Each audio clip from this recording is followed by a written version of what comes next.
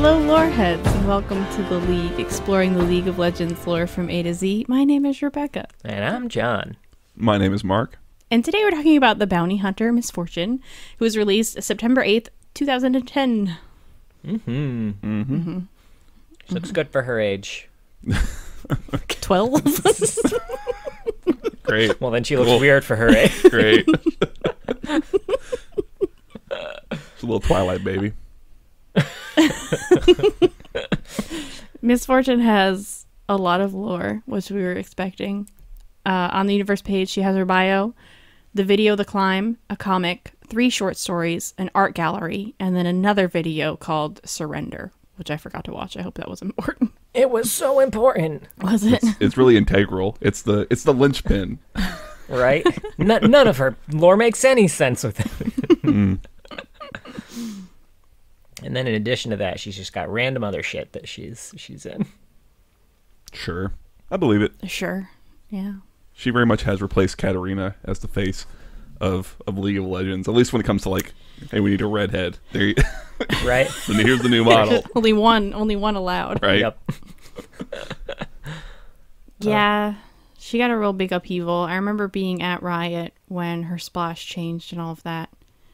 I miss her old splash, I'm going to be honest. But I fucking love the quote when you're going through the art, the art pages they have on her universe page. It opens with a quote about like, we wanted her to be more than just, a sexy redhead. God.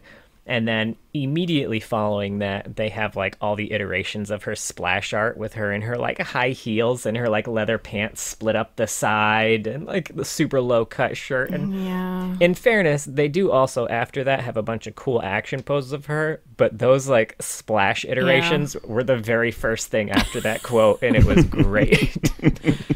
I felt in a lot of her lore a lot of very weak attempts at feminism. It's like the best way that I can describe it. Like they tried. It wasn't 2010. It was, still a little while ago though. But yeah, I remember her old splash art has a lot more personality in it, and she's still very sexy. But I hate the new one. I never got on board with it. Like, is it a good piece of art? Yes. But does she look like she's about to blow that gun? Absolutely. I just can't get over it. Especially because now reading all of her lore, I would say she occasionally uses her looks to try to get ahead, but it's not, I wouldn't say it's integral, oh god, that word, to her character. Not like Evelyn. Like Evelyn, that's her thing, right? I wouldn't say it's like a core part of MF. Yeah. It's more like... It's more just like something that puts other people off guard and, lets her do the thing she was already going to do. Mm-hmm. Yeah, yeah. Moida. Sure. I mean, I think that's the thing is that used to be her shtick. She was a sexy pirate, and that's literally it, right? And then you start looking at like, it's like, hey, we have a lot of that going on, right? Like, let's do something else. Which is good because the other shit's just boring, if nothing else, right? Yeah, they used to do a lot of like, it's this, but sexy. And they definitely changed that with MF, with her lore and everything. I like her lore. But the splash seems to reflect more of her old lore, is what I'll say. Frankly, I think they should just take Captain Fortune and let's just make that canon because it's more interesting. Yeah. Like, I know that, like, it's also what she's up to these days now in the modern lore, and even, like, her subtitle, Bounty Hunter, has no bearing on anything to do with, like, the character or the gameplay. Right? Mm-hmm. Yeah. So fuck it. All right, well, let's get into her bio. Okay. Well, first. Oh, impressions. I'm sorry. Did you write down quotes? I only wrote down one this time. Oh, that's the only one I know. All right. Well, you can have that. Hang on, I'll find one. I'll see if I can find another one. No, it's okay. That's the only one I can imagine her saying as well for some reason. Yeah, it's like her... That's the quote. That's the quote, for sure. Like the pick quote. I don't know. I know a lot of the quotes, but I don't know, like, what's what. So I'll just throw one out there, and that's... Yeah, go ahead. Sure you can handle me, summoner. Oh, okay. Ooh, I remember that nice. one now. No prey, no pay. Okay. No prey, no pay. Oh, you did that real good. Yeah. Oh, thank You really committed on that one. I like this word. There were facial expressions and everything. It was great. Oh, shit. Fortune doesn't favor fools. They're always a little British. Everyone that you do. It's always Cheerio. like a touch. That's definitely what she said to Gangplank. I Right gotta do a before she harder killed R him. then. Fortune doesn't favor fools. There you go. That's Yeah, better. she does have a much harder R, right? Very American. Very in that way. piratey. Fortune doesn't favor a fool. Well, I guess originally she didn't like pirates, so that's the whole point of it, right? But I wish that she had that voice that you just did. If like a really like classic pirate voice came out of that sexy redhead. Just take Gangplank's old VO and put it on Misfortune. that'd be so fucking good. I really like that, like a Dr. Girlfriend type situation from like Fisher Brothers or something. That'd be so good. Yeah. Okay, anyway. All right, now we can do bio. So Sarah Fortune was a normal girl in Bilgewater. Oh God, a sigh of Phil. You're drunk. I'm not allowed to be. Her mom, Abigail, was like a super good gun maker. Her dad's there too, I guess, but we don't really hear about it until he dies.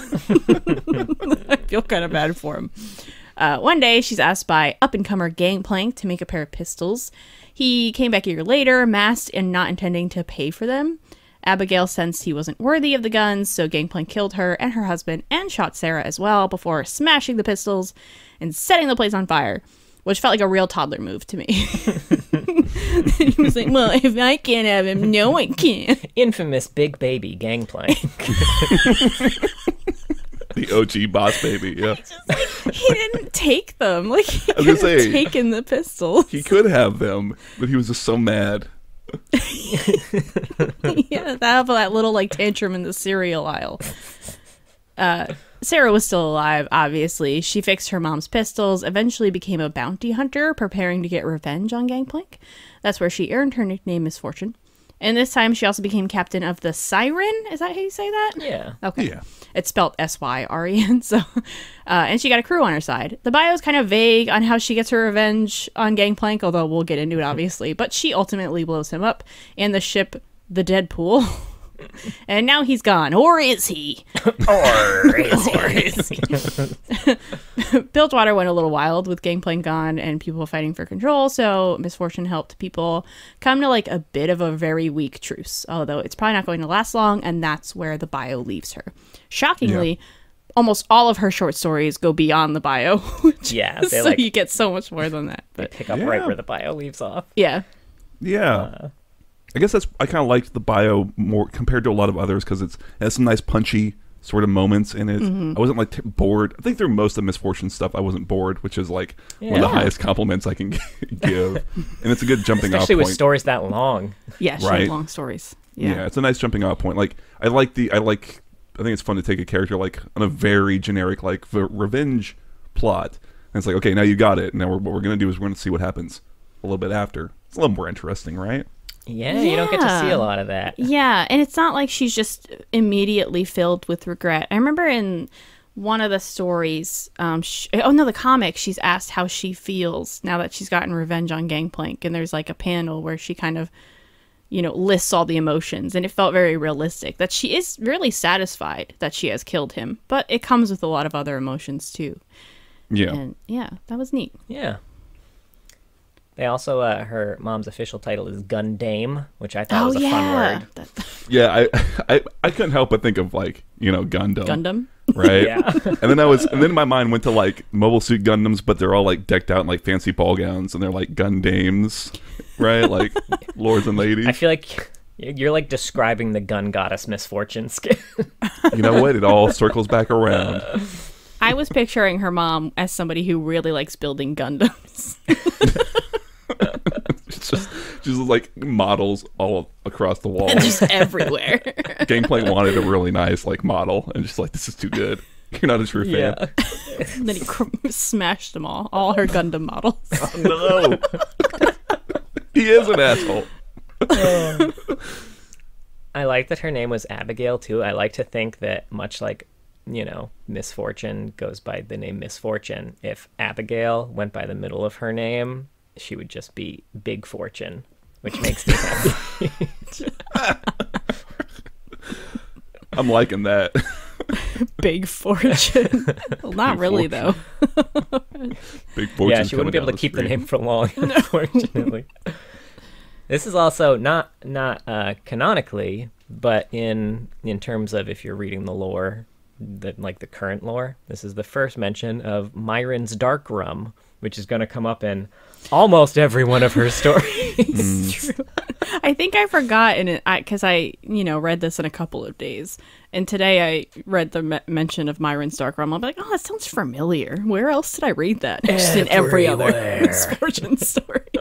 So you know what's going to happen is Riot always doing weird little things. They're going to be selling some Myron's Dark Rum at some point. You'll be able to order it. I guarantee you. Surprised they haven't. Man, they should. I would buy it. Sure. I probably don't even like dark rum if they don't make it taste like coconuts.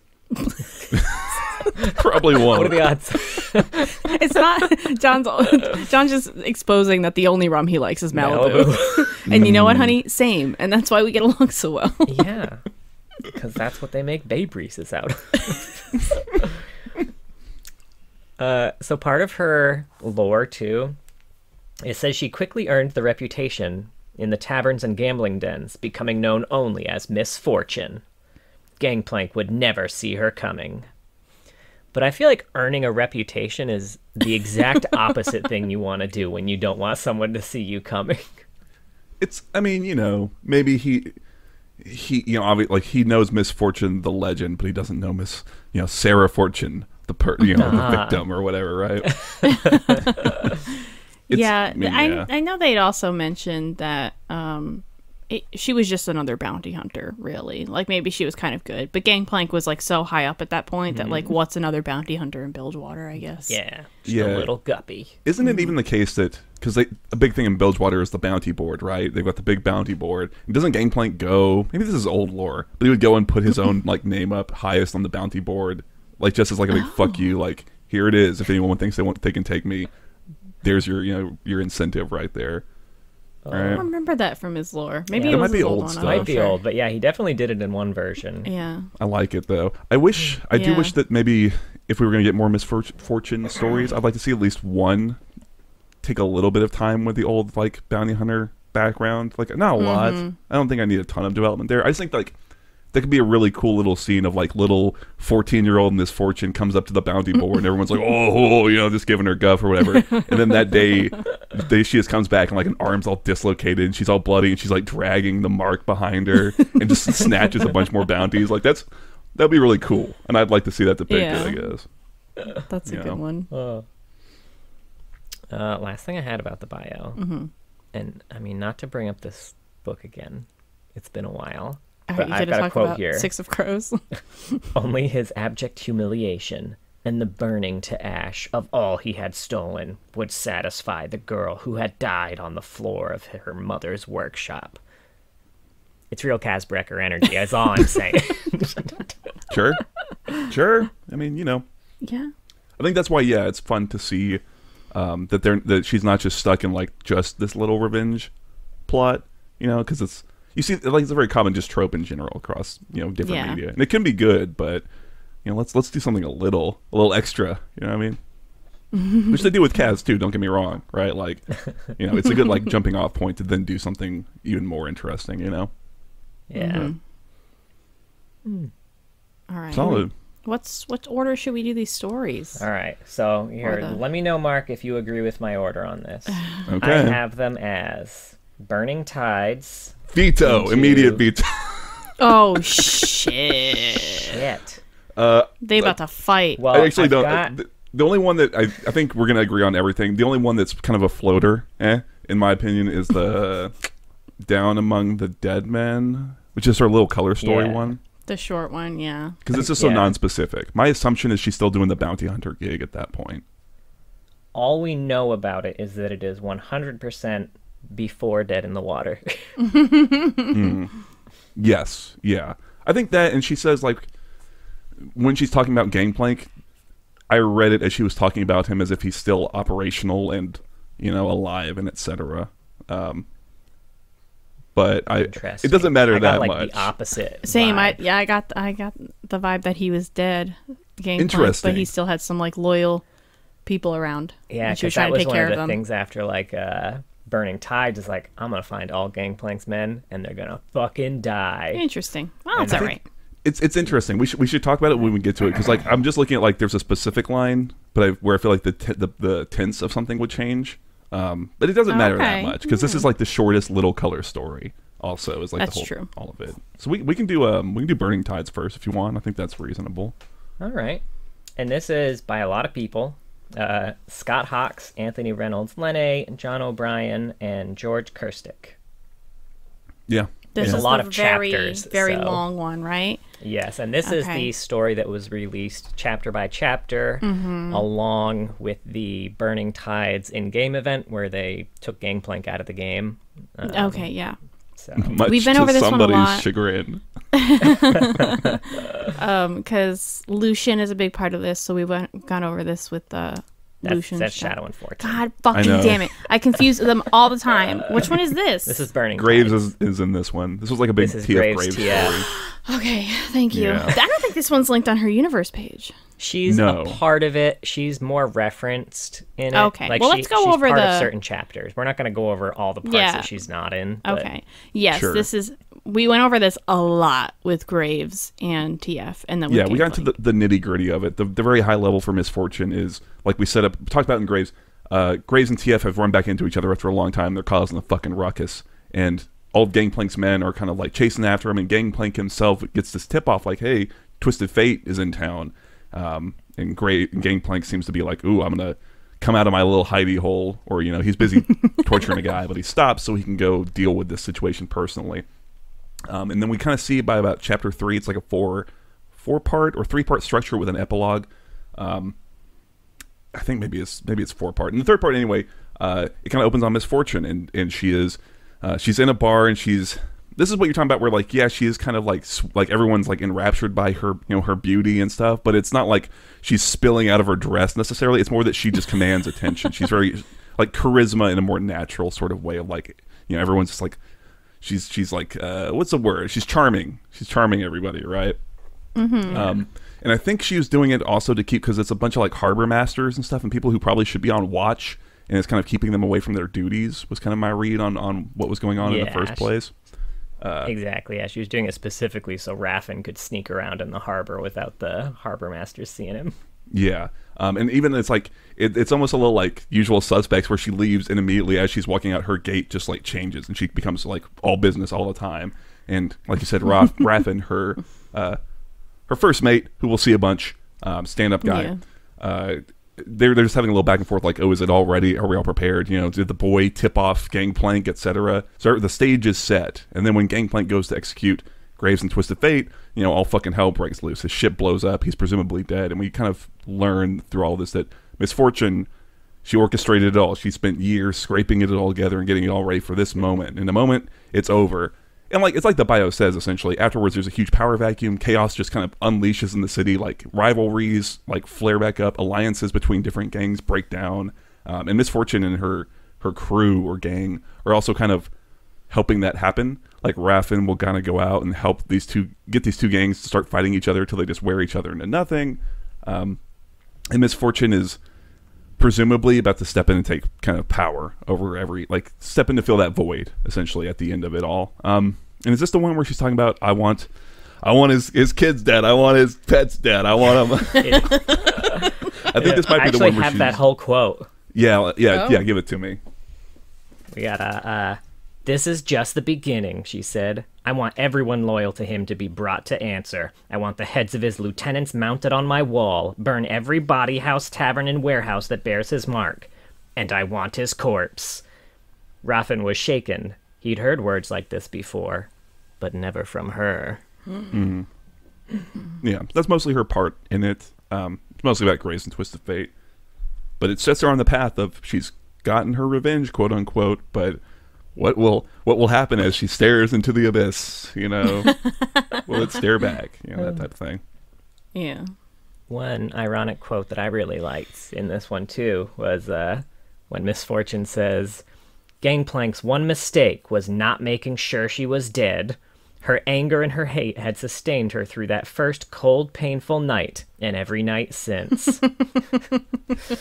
Ooh, You probably should have double tapped on that. Give him the old love tap, as it were. You know, is that like a nice dramatic irony from the writer then? Because they know that she doesn't know that she's fucked up. Sure. Oops.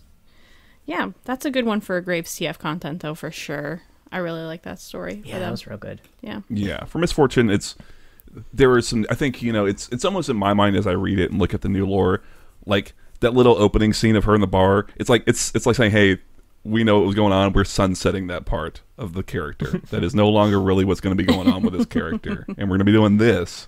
And this is more interesting, y'all. So come on, everybody come along, right?"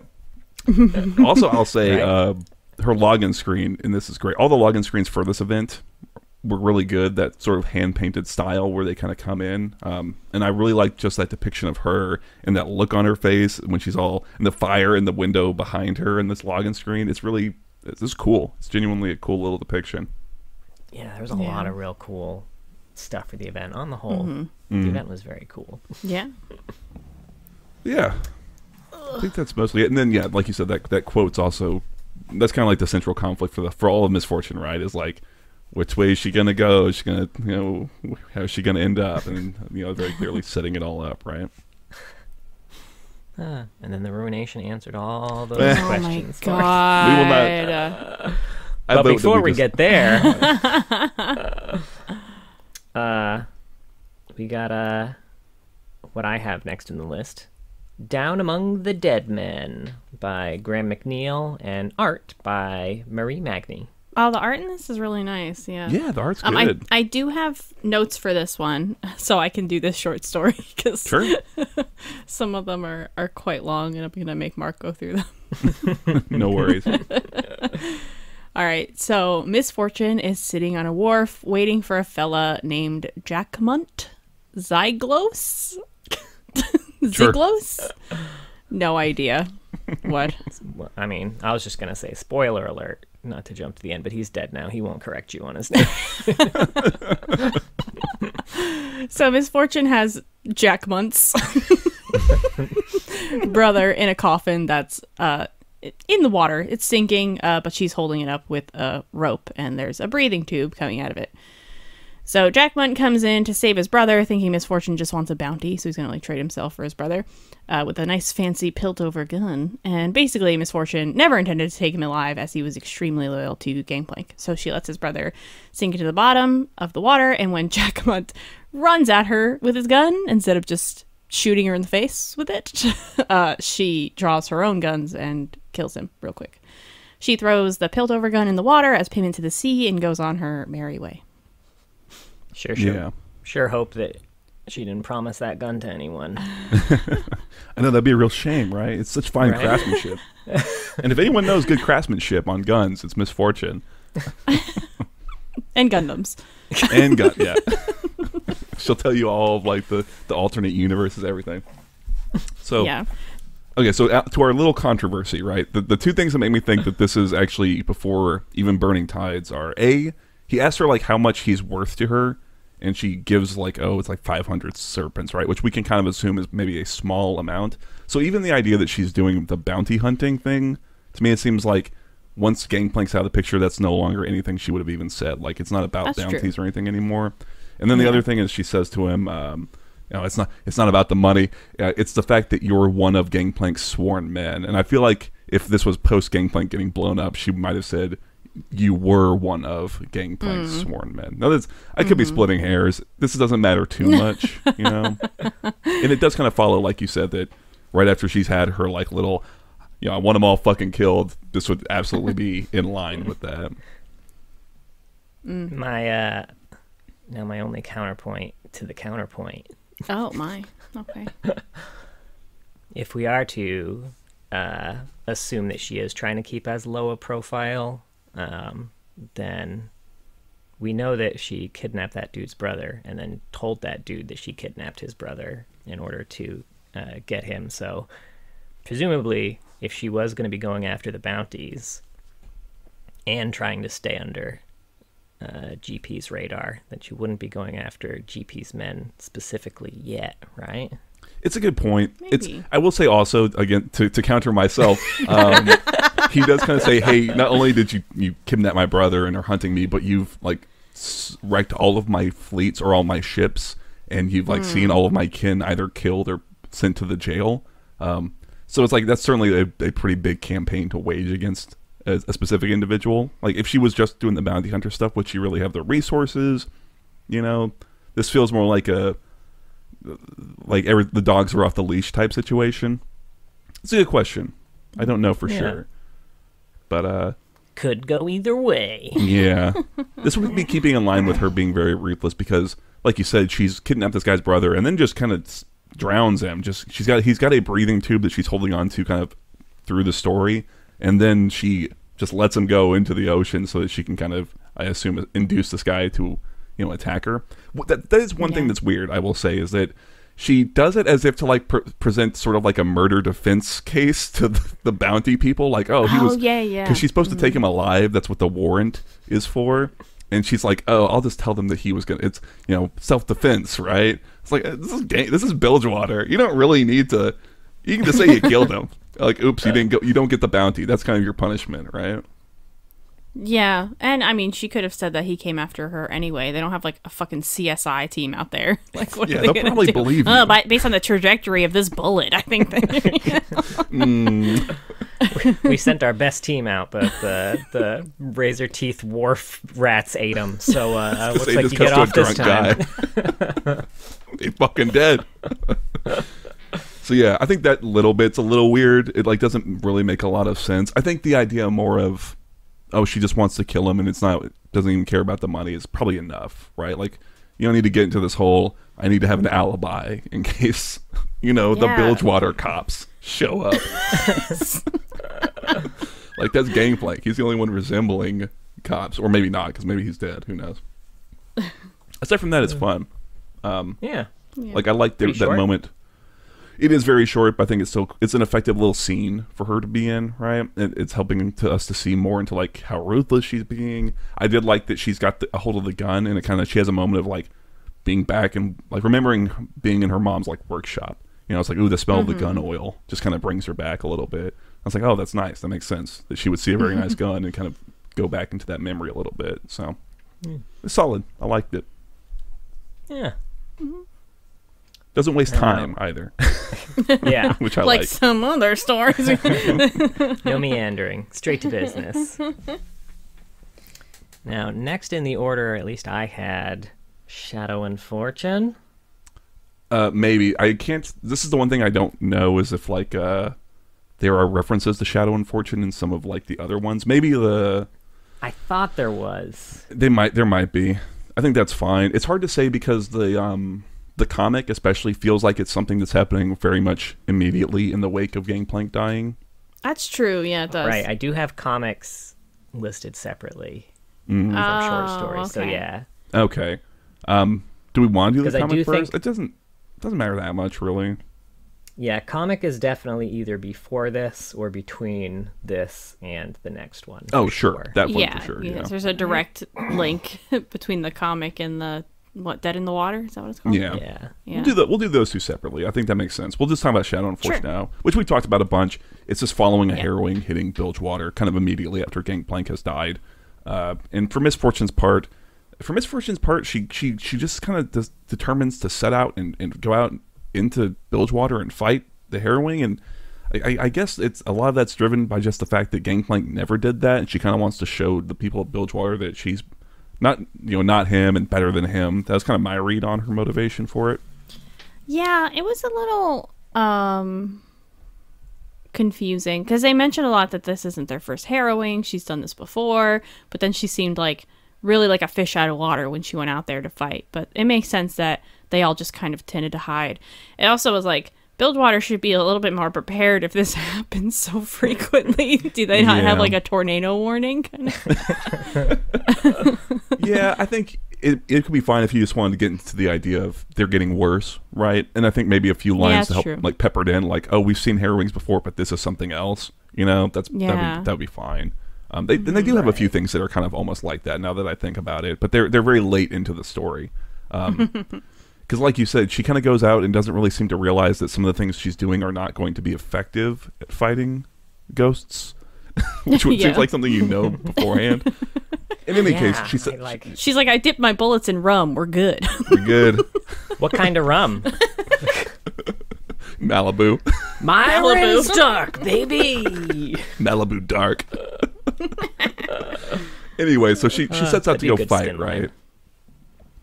And Raffin and a lot of her crew, I guess, they stay with her. They won't let her go out alone. So they go out to fight in Cut Purse Square, and it seems like they're kind of holding their own, and then they kind of realize everything that they just like killed with their bombs and their guns and their tanks and their bombs is not actually dying. Sick cranberries, Ref. I know. Oh my god. Our audience is way too young, but what a song. What a bop. Yeah, right? And they're zombies. It all fits. That's John 6 parody. Oh my god. But yeah, they're not. They think they're kind of holding their own, and then they realize we're not having any effect. And then Lucian comes and saves them. And so she and Lucian kind of team up for a bit, and they just decide to kind of go back to Alawi's temple, because there was a little bit of an interaction with Alawi early on where Misfortune was putting one of her a guy who took a bullet for her into the ocean, and Alawi kind of shows up and gives her that little like, you know, you've let a fucking razor eel off the line. You gotta fucking kill it before it bites you in the ass. And she said it a little more succinctly than I did, to be fair.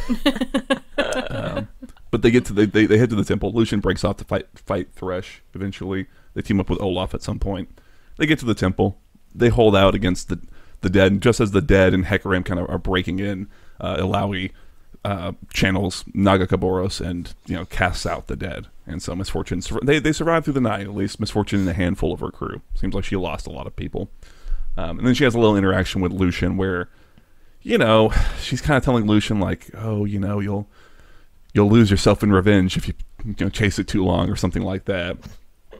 And that's mostly it. I think this is also might be where they talk a bit about her and her crew continuing to try and like fill the power vacuum at the start and like setting crews against like other gangs against each other. Right. Yeah. The subterfuge that Raffin's working on. Yeah. I like the little lesson at the end for Misfortune to teach Lucian. Hopefully he remembers that. I also am glad that Misfortune knows that lesson now. Hopefully she doesn't do anything that counteracts that. Yeah. This is like one of the minor... I liked a lot of her lore, but this is certainly one of the little things where I feel like we hit like a little stumbling point when it comes to like, you know, they want to play with this idea of, is she going to kind of end up being like Gangplank, just be this ruthless, violent killer? Is she going to really try and commit to what she wants to do and, you know, be better than all that? Which is an interesting question, but it sometimes feel like it gets walked back sometimes, or it changes a little. It's a little fair weather, depending on who's writing it, maybe. That seems to be the case. My favorite part of this story, I already complained about it to John, is that seasoned bounty hunter and pirate captain Misfortune could not say explicitly that Gangplank and Alawi fucked. Alawi came around. She's like, I heard she and Gangplank used to, you know. The deed. They did it. They touched babies.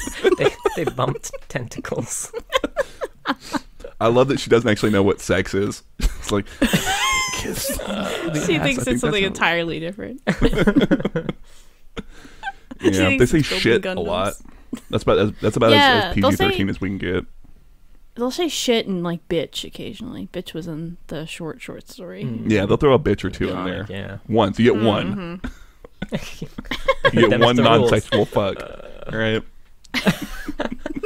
One non-sexual fuck. That's the PG-13 rule. Hell yeah. But yeah, I think with this one, and we talked about it every other time we talked about it, the depiction of Bilgewater being under assault by the harrowing is very cool as an image. And they do have lines about how every year the mist is getting higher. Eventually there won't be any refuge. For Miss Fortune's part, though, I still do feel a little fuzzy, like you were saying, Rebecca. Like, why exactly is she going out here to do this? Feels like something that's so suicidal. You know what I mean? Yeah. Actually, to touch a little bit on the point, too, you mentioned when they were talking about how they used to do it. And then Raffin was like, by the bearded lady, no wonder Akoa's men have been giving us such a hard time these last few weeks. It's a good callback because Alawi probably just told Akoa's men to give them a hard time after she gave Gangplank the judgment. Oh. At the end of that Alawi story, she was like, all right, go tell Akoa's men to support Gangplank's bid for the city. That's really the reason why they'd been giving them such a hard time the past few weeks. Sure. That's nice, too. It's a nice kind of like... Yeah. It's like you can very neatly place it on the timeline, despite how much trouble we seem to be having doing it. Right? I had a question. So it said like Jackknife Byrne lay inside the barrel, finally dead from the gut shot he'd taken on the day everything changed, the day the Deadpool exploded in full view of Bilgewater, a gunshot meant for her. Where was that gunshot? Because she was on a totally different ship. They were like watching it from a safe distance. Who the fuck tried to shoot her? It was a long day, man. This was like hours later. It was actually just a misfire. A complete like weapons handling accident. Whoopsie. Well, he still took the bullet, so we gotta, you know. I like during the fight too. So Raffin is under the impression that he has a Sunsteel dagger, which is like super high quality Demacian steel, which Miss Fortune apparently does have a Sunsteel weapon. But she just kind of looks at Raffin's dagger and immediately knows that he got swindled. Yeah, she knows it without even looking at the blade. She's just like, oh, the quillions on it aren't good enough. That's no... anyone would know that, it seems. Poor Raffin. She also kissed a statue of... Tom Kench. Tom Kench for good luck, I guess. It seemed like she was just like, you know, you're just so crazed. It's like one of those things where like you're so freaked out you just start laughing because it's like you're just so caught up in it. You're so freaked out you kiss the big catfish. Tom Kench. You know he had his tongue out. He's got his tongue out all the time. Maybe they do it for good luck. Everyone goes and kisses the Kench. She kissed his toothy smile or something like that. So kiss the Kench.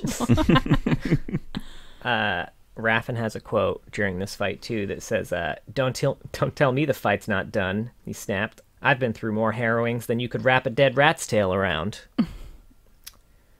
And I don't know exactly what that means. It also seems like Miss Fortune doesn't know exactly. She didn't know what it meant either. It reminded me of like Mark, how you will just say like Texas things sometimes. Which just no one's ever heard of. I get that. I follow that. Yeah. But rat's tails aren't very long. I don't know. Right? Is it like how your nails... Fit more than one harrowing in there? Right. Like how like the rumor that your nails and hair continue to grow when you die, like a dead rat's tail just continues to grow. Maybe that's what it's... Oh, neat. Or maybe Bilgewater just has some like nasty rats too. Oh, they do have nasty rats. In almost any description of Bilgewater, it is like the nastiest fucking place you could ever hope to be. It does seem real gross. Fucking nasty. So you know the scene in this story when they're on that bridge and they're looking down and they see the slaughter docks and the rat town underneath, where like the mist is kind of getting ever higher. Mm-hmm. So when I was playing the Ruined King game, I specifically looked out for this bridge, and I don't think it exists. Oh, well, we'll need to send a strongly worded letter to Airship Syndicate and Riot. Hey, guys. Go back and fix this, please. You fucked up. I could be red shirt guy from that one BlizzCon. You know, at least they mentioned the gondolas, right? Google red shirt guy from BlizzCon. You'll get it. I know what you're talking about. It's an out-of-season April Fool's joke. Yeah, it's fine. Whatever. I'll give him a pass on that one. And once I brought this up in the Hecarim episode. I'm going to bring it up again. Hecarim roared and swept his glaive at Alawi's neck. Misfortune's blade intercepted it in a clashing flare of sparks. Bullshit. You're not going to block a glaive with a sword, especially mounted on horseback. What do you take me for, right. Riot? So, okay, I remembered this little interaction, and I did notice that when he does that, he is not, like, charging forward in any way. He's from a standstill. Like, he has kind of stepped into the room and is swinging. Does that change anything? It does not. Okay. That's fine. Last thing I had here for this one. Thank the goddess, said Alawi. This was after, like, the goddess had saved them, and she was like, thank you, Alawi. This was Alawi's response. Thank the goddess. Make an offering. Something big. I will, said Misfortune. You'd better. My god dislikes empty promises. The veiled threat rankled, and for a moment she thought about putting a bullet through the priestess's skull. Which seems like a bit of an overreaction, Misfortune. She just had a really stressful night, huh? You know? Sometimes you just gotta shoot it out. No boys, just shoot it out tonight. Just pirates being pirates. I guess so. Tell you what, man. Yeah. I don't have much else for this one. I think next one up, and again, big question marks all over the place. But actually, do we want to skip to the comic and then go to Dead in the Water? Yeah, I think you got to do the comic first, because there's a character who shows back up. Yeah, this one's written by Anthony Birch. I don't know who did the art. I only saw an Anthony Birch credit on it, but surely he didn't draw it. Why would you credit an artist on a comic? What did they even have to do with the process? I'll go through it real quick because I thought there were credits at the very end. Okay, that might be my bad then. That'd be nice. Let me see. Yeah, it might be my bad too, but I'm not gonna admit it. Now we just put the blame on Riot. Thanks a lot, Riot. We can't ever credit this thing correctly. I mean, to be fair, they usually suck at this. So. Exactly, right? Maybe that's my fault for not defaulting to trust, but it's their fault for burning me a few times. Anyway, so this one's called Fortune Smiles, and again, timeline's a little questionable, but essentially kind of in this power vacuum that still sort of exists post-Gangplank. Misfortune is actually 6 months. 6 months, yeah, you're right. It is 6 months. Yeah, fuck, I completely forgot about that. Which actually does put it after Shadow and Fortune. I knew that. If Akoa's men were just giving them problems. Yeah. Damn, shit just doesn't get any fucking better. Which is, I guess, is necessary for that character, for her as a character almost, right?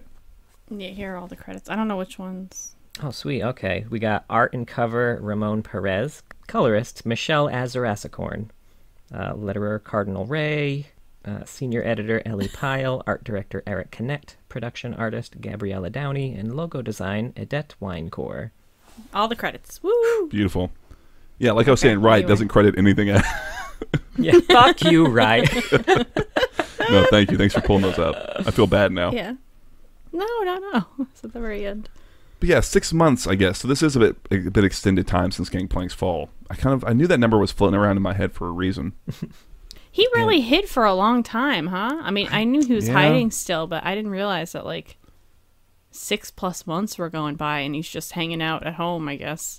I mean, technically speaking, Ruination Time was the first time that Misfortune even was made aware that he was alive. Like, she finds that out during the Ruined King game, so he hid a real fucking long time. That's how you keep a low profile right there. Right, Misfortune? He took a different tack. Anyway, so apparently there is some sort of ruling body aside from whoever is the strongest, and they are called the Conclave of Corsairs. And essentially, it is 3 guys. The only one I remember is called Burke, but there's a couple others. They're all evil pirate captains essentially. And she comes to the parlay, and what they kind of relay to her is, "Hey, we're going to take half your crew." And we're going to divvy them up amongst ourselves and maybe some other stuff. They're essentially making a massive power play and like taking a huge amount of her power base, right? And at the time, she's like, okay, I'll deal with this. I just need to get one of these people on my side. And the one who, during this initial sort of parlay, seems the most amicable to such an agreement is Burke in particular. of course, the square jawed, blonde, handsome, dashing captain type. Yeah. So they have a fine dinner where she's decked out in a nice, ball gown, and they're having a little like back and forth, and then there's a little bit of an internal monologue running with her too, where she's looking out over his estate. She's like, oh, it's beautiful, and then internally she's like, and this is where he says, it doesn't hold the candle to me, and then he immediately like follows right along with the script of like, it doesn't compare to you, etc. And they kind of almost get to a little they almost get into a little embrace, and then he makes like an innuendo about his hand. And then the whole facade crumbles a little bit, and she's like, you almost got me, and he's like, you almost got me too. I pushed it too far, didn't I? And then the mask kind of comes off, and he's like, okay, what do you want? She's like, well, I need an ally on the council, right? Those two are old friends. They're going to turn on you anyway, so 2 versus 2 is better than 1 versus 3 in this situation. And he's like, okay, that makes sense. I'm with you. And she immediately is like, oh, fuck. That's not good. If he was going to actually agree with me, he wouldn't have agreed with me right then. He would have argued a bit. He is not going to honor this shit. So it kind of ends up in a bit of a... Did they have an actual shootout at that point? They did. Yeah. Well, he shot at her. She didn't have any guns. Yes. The point is that there is no... He has no intention of honoring this deal. He actually had her guns. Yeah, you're right. Yes, you're right. He actually gets They had taken her guns at the parlay, and then when they stripped her of... her power, they never gave them back. Mm-hmm. Which is, which I guess I like that, she knows that, oh, he's not prepared for how they're going to recoil. I have like one shot that I can kind of get away under before he adjusts. In any case, she kind of goes underground a bit. And so at one point, one of the other captains gets this note, like, hey, we need to talk about misfortune. Come meet at this warehouse at X time. And these 3 captains all show up, and it kind of comes out like, hey, did you organize this? Like, I didn't organize this. Did you organize this? I didn't organize this. And then lo and behold, the guard taking everyone's guns at the parlay is Misfortune. And she fucking kills all of them except for Burke, whose hand she blows off, and kind of tells him, if I ever fucking see you again, I'm going to kill you. And I guess there's a little book ending, and that at the start in that first parlay, one of the guys whose names I don't remember is like, Crow. Oh, smile, And at the end, she's like, hey, blank, whose name I didn't catch from John just now. I am smiling. Crow. And then fucking shoots him. Hence, Fortune smiles, right? Like, that's the... Yeah. Yeah. Yeah. I liked this. I liked how she has this moment. She doesn't want to be like Gangplank, and that's why she doesn't want to kill these guys. And then in the end, she's like, well, I might be a little bit like Gangplank. I think she's still not. I mean, the fact that she really tried to make something else work, and it didn't work. They were straight up gonna kill her. So, yeah. I mean, she did her best. Yeah. That's kind of the through line with her, and that's why... I know you didn't watch it, but that little surrender animation is actually like... I think it's a really good one because it's totally telling us exactly what she's going through as a character, and that she's constantly trying to like give the benefit of the doubt to Bilgewater, which is like the worst place to give the benefit of the doubt to, and it's constantly like trying to bite her in the ass. And the way that could like harden somebody, I think, is a really cool thing to like try and explore through her, Mm-hmm. But she still seems to keep trying, which I like too, I suppose. Yeah. But yeah, like you said, there's that neat mention where I think Burke, when they're having their little talk, he asks her like, oh, what was it like when you got your revenge against Gangplank? And she lists out about like 5 or 6 emotions internally that are like contrary, right? Like, oh, it was elation, and it was empty, and it was invigorating, and tired, like tiring. I don't remember what the exact words were, but just like all that big storm of emotions. And then of course she just says to him, felt fine.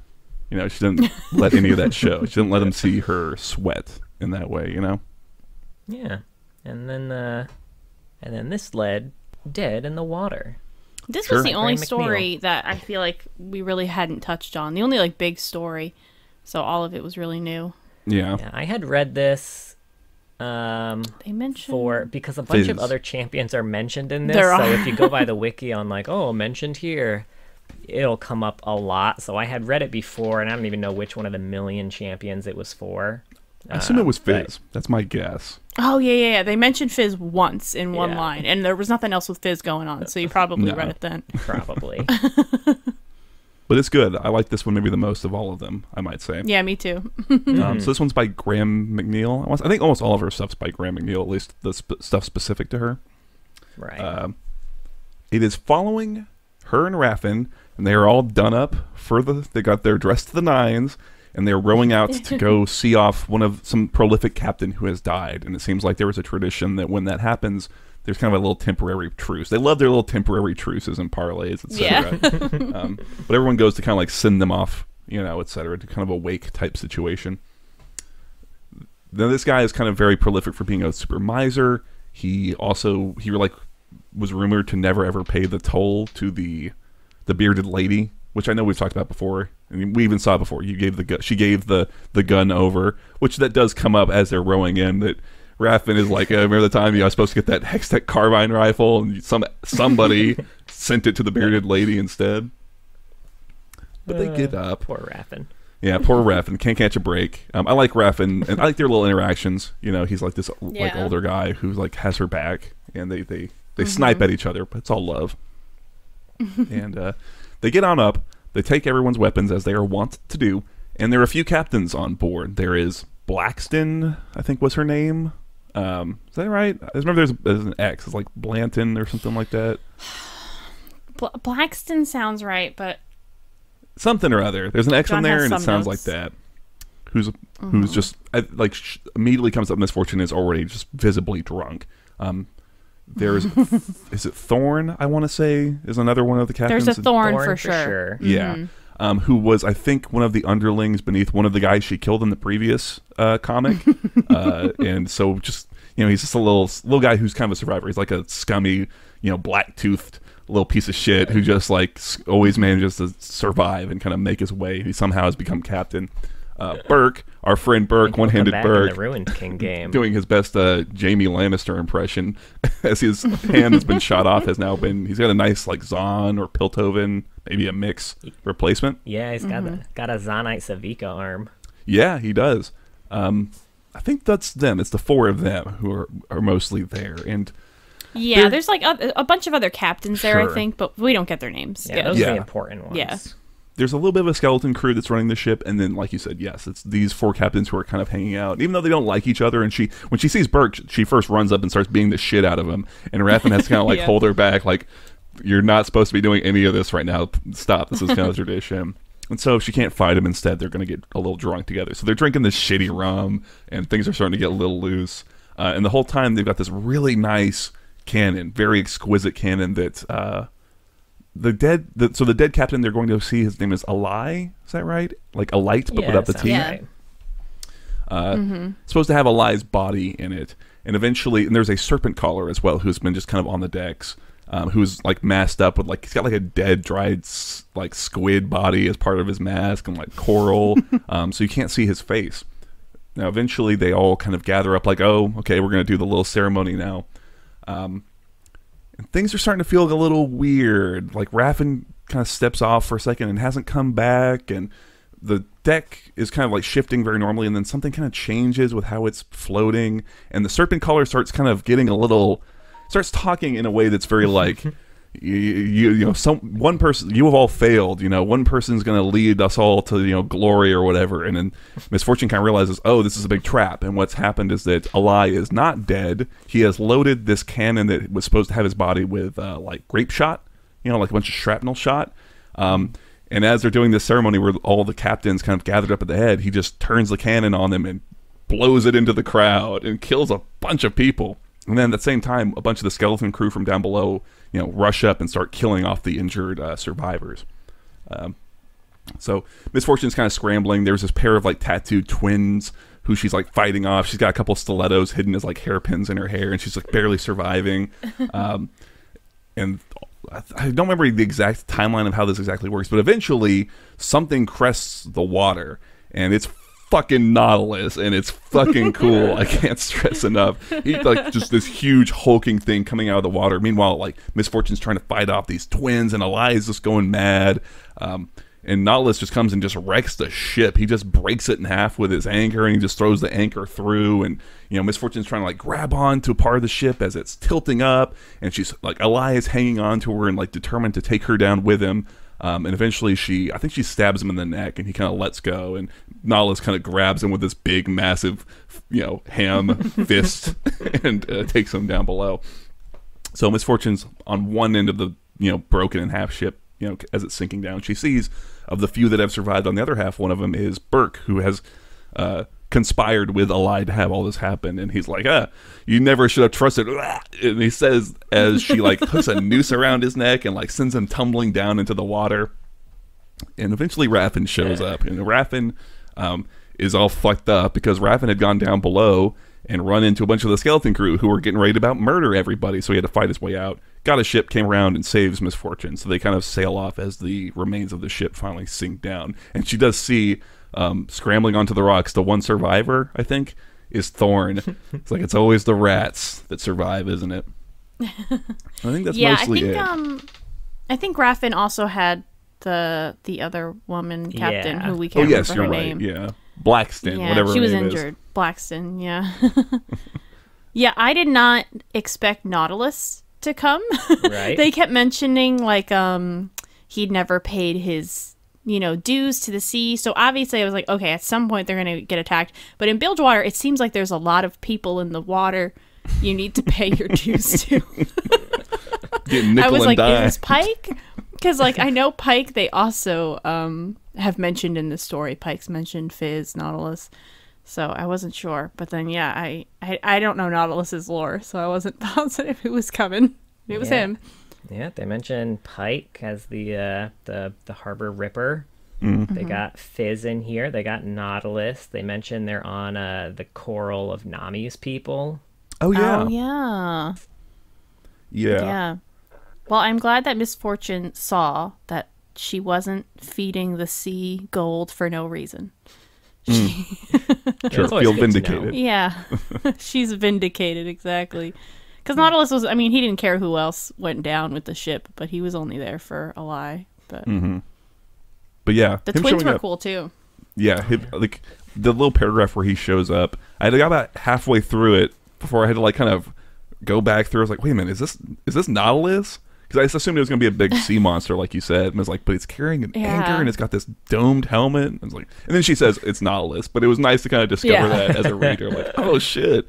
And they're talking about how he's like dragging the chains of like 100 like anchors or ships or something like that, like along on his armored body or some shit. It's very cool. Yeah. I always knew he was supposed to be bigger, because I think he's been in some portrayals of, in art and stuff. He's A New Dawn was like I feel like the must best, have been A New Dawn, yeah. That portray- he's just huge. Yeah. Yeah. Holy shit. Yeah, he's got that energy here. Yeah. So I liked a lot of things about this. Yeah. So I read the term 3 sheets to the wind, and I've heard that term a lot, and I never actually looked up what it meant. In case you're wondering, It drunk. Yeah. It just means drunk. So any Flogging Molly fans out there? Yep, that's where I know it from. 3 sheets to the wind. 3 sheets to the wind. Yeah. Another thing. So one thing I liked about this is that there was a lot of mention about a lot of description of people's outfits, which sounds weird, but like all the outfits are made with material that is available in Bilgewater, which I really liked. Like they mentioned that one of the twins had a helmet made out of scuttle crab. Yeah. Yeah. The whole armor was made out of people, crab even. Yeah. And tons of articles of clothing are described as tentacle wrapped, which I know in my head it's their version of leather probably, and it's probably dried, but in my head too, everyone just had wriggly tentacles coming off all their clothes. Sure. Yeah, someone's got like a manta fin.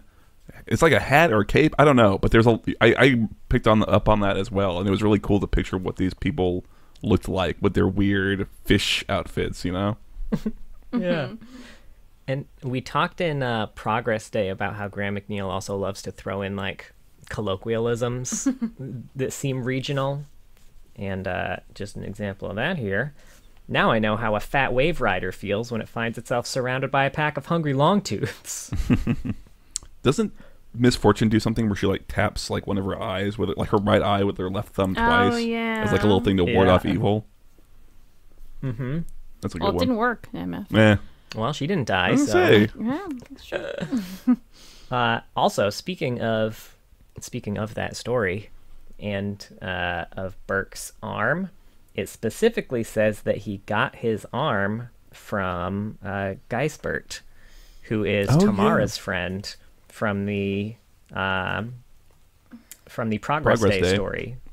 Yeah, he had failed his apprenticeship audition for Clan Medarda, and apparently he now found an apprenticeship in Zon instead, and he made the hand for Burke.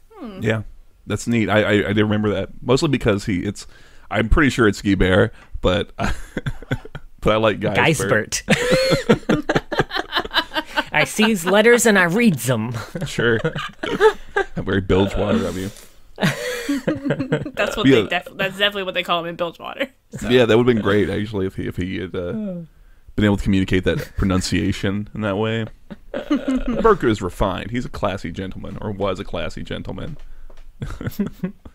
But another Myron's Dark reference in this story. Sure. Gotta count them.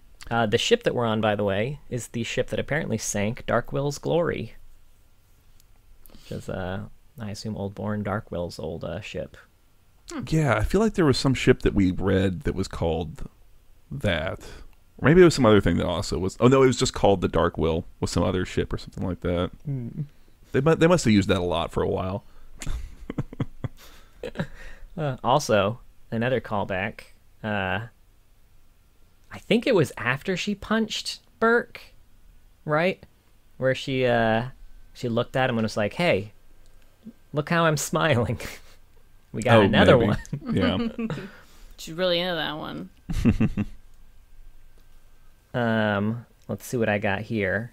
Oh yeah, and the reason Nami shit came up too is because the Captain Alai apparently claimed that he was part Marai on his mother's side. Oh, that's right. Do you think that was Nami's lie? fish people?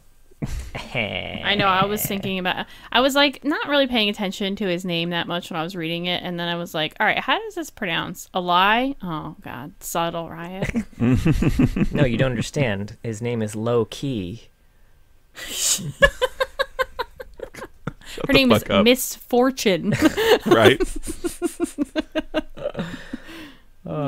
One bone to pick with this story. Okay. It's during Alai's massive rambling section. Sure.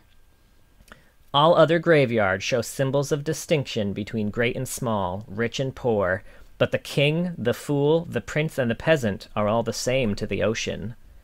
Which we find out in the description of Bilgewater is not strictly true, because according to Bilgewater customs, the wealthy are interred within expensive submerged caskets below lavish bobbing tombstones, while the poor are tied en masse to old anchors beneath waterlogged barrels. Yeah, I agree. Just throw all their dead in the ocean that's right there. Yeah, that's why the water's so fucking gross. Surely doesn't help. Maybe that's just trying to tell us about Alai, and that if he had things his way, they wouldn't do that, and everyone would just get dumped in there. No harm, no foul, right? Maybe he sees it as a big waste of money because he's so greedy. That does sound like him. Yeah. Yeah, this story is a lot of fun. Wasn't bored at all. Like across each thing, the descriptions of everything very vivid. Very Graham McNeil in that way. But it really helps. Like in my mind, I thought it helped really pull me into the story and what was going on, and it was nice. It was like the character interactions were a lot of fun. Like it was fun even they're drinking this shitty cheap rum that Alai has kind of prepared for his wake, and Miss Fortune and Burke are both like, this is fucking awful. And Burke like pours his out. But the Blackston, I don't know what her name was. I'm just gonna go with Blackston. Like she's already 3 sheets to the wind, so she's drinking. It's like, oh, that's the good stuff. We've all hit that point. That's when you gotta stop drinking. When even the bad stuff tastes good. Right. As soon as I can drink beer, that's when that's that for me. So like have a beer and I'm like, maybe beer's not so bad. John's fucked up. Wait a minute. He needs to be cut off. Now the last, and this isn't necessarily a story, But the last thing that she's kind of a part of that's pretty lore heavy is the Ruined King game. Oh. I'm not going to talk about the Ruination. Thank you. Just her part in the Ruined King game. Okay. Yeah, And that's if true. you haven't played the Ruined King and don't want any spoilers, skip ahead a few minutes. So this kind of picks up where Miss Fortune's still fighting the good fight. She's still struggling to unite gangs under her rule. And she's afraid that she's going to have to become a monster like Gangplank. But her first mate, Raffen, reassures her, no, you can be different. We also open the game with Fortune meeting Captain Thorn again. He comes back, and they're negotiating his allegiance, and he's like, nah, I'm good. So they fight, and she fucking murders him, and then offers his crew a place under her. And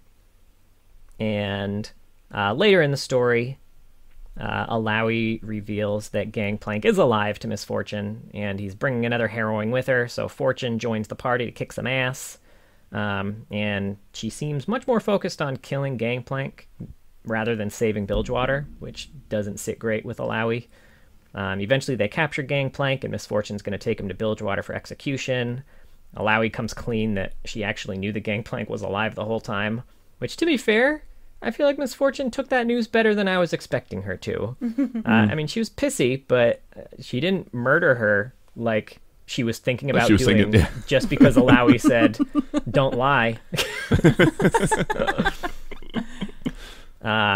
In the final confrontation, Viego tries to tempt Miss Fortune with the power to finally destroy GP, but she holds strong and defeats him, not giving in to the temptation. Quickly following that scene, Raffen informs Miss Fortune that Gangplank has broken free from their hold, so Miss Fortune decides to continue killing anyone sympathetic to him, makes killing him her sole priority. So another one of those big old 180s that I feel like maybe they specifically put into this game to justify her random heel turn in the Ruination visual novel. That's my guess. Yeah, I think that's certainly the case. Because, yeah, you know, I think it's hard because when you look if you wanted to look at it without that, it makes even less sense why she would then be like, all right, ruin me. I know earlier I said no. Now that Rookie's Ruin here. me, Viego. Yeah. But even then, right, it doesn't really feel particularly earned, in my opinion, because it's like, this is like the big question of what's going to happen with the character. I think we need to really, if we're going to land on one side, it needs to be really like, you would think the like Alawi like revealing that she had lied and done all this might have been the point to make that turn for Miss Fortune. Yeah, you'd think. But and then she's mentioned in a few short stories, but you know, doesn't play a leading part. She's mentioned in Double Down, which is a TF story where he's cheating someone in a card game in Fortune's Glory, when MF and a man with an eye patch try to capture him, and then he just disappears with the money. He's also in The Burden, which is that story we talked about where Gangplank meets up with Alawi, and he's whining to her about, MF sank my ship, and Alawi doesn't care. At the end of it, Alawi does decide to go have that talk with MF, though, where she cryptically hints that GP's probably still alive. And she also says that Nagakaboros will need to test the bounty hunter soon, which technically happens in The Ruined King. She doesn't go through like the Alawi testing the Gangplank went to, but you do just literally fight an avatar of Nagakaboros who puts all your party members to the test, so sure, it counts. Yeah. She's in the Saltwater Scourge, which is Gangplank's bio. She only shows up in the context of having taken him out, not him having killed her parents, which is a little surprising. And finally, she shows up in Destiny and Fate, where Graves and TF are begrudgingly respectful of the fast one MF pulled on them. And in the end of the story, this is kind of the one where they're stealing that crown from the Sea Witch. We get to see MF making the deal with the Sea Witch to trade Graves and TF in exchange for her quartermaster and a lot of treasure. Which is an interesting bit that I feel was kind of left out of the cinematic. You only see the return of the quartermaster. You don't get to see how much money she got on top of that. That Makes it look way more altruistic than it really was. Yeah. Some fat sacks of loot right now.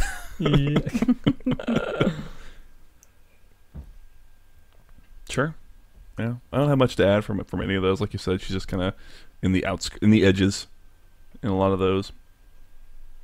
Mm-hmm. I almost like the idea of Gangplank not at all remembering or knowing about killing her parents. Very, like, oh, the day M. Bison came to your village type situation, right? Like, he's like, I don't care. I've killed 100 fucking Gundams. Or whatever. It was Tuesday. Yeah. Sure. Now, she has some old lore. Old bio is basically the same, but it ends with her 2 goals: to unite the people of Bilgewater, making them into a strong and independent society, and to find the pirate who killed her mother. To that end, she has entered the League of Legends as a champion, trading her skills for the wealth and influence that will help her accomplish both. Sure. Because I guess right, it wasn't so Gangplank. It didn't used to be Gangplank. I was gonna say, Right. so It was just a this wasn't mystery. Gangplank. It was a red-eyed man. Sure. Sure. Whatever. They left a letter there with just a C on it. Yep, took it right It out was of a my letter mouth. that had a GP. It could have been anyone. Could have been anyone. Pinned down with an orange. Yeah, it really is remarkably similar, frankly. It's interesting. Yeah, not a lot changed.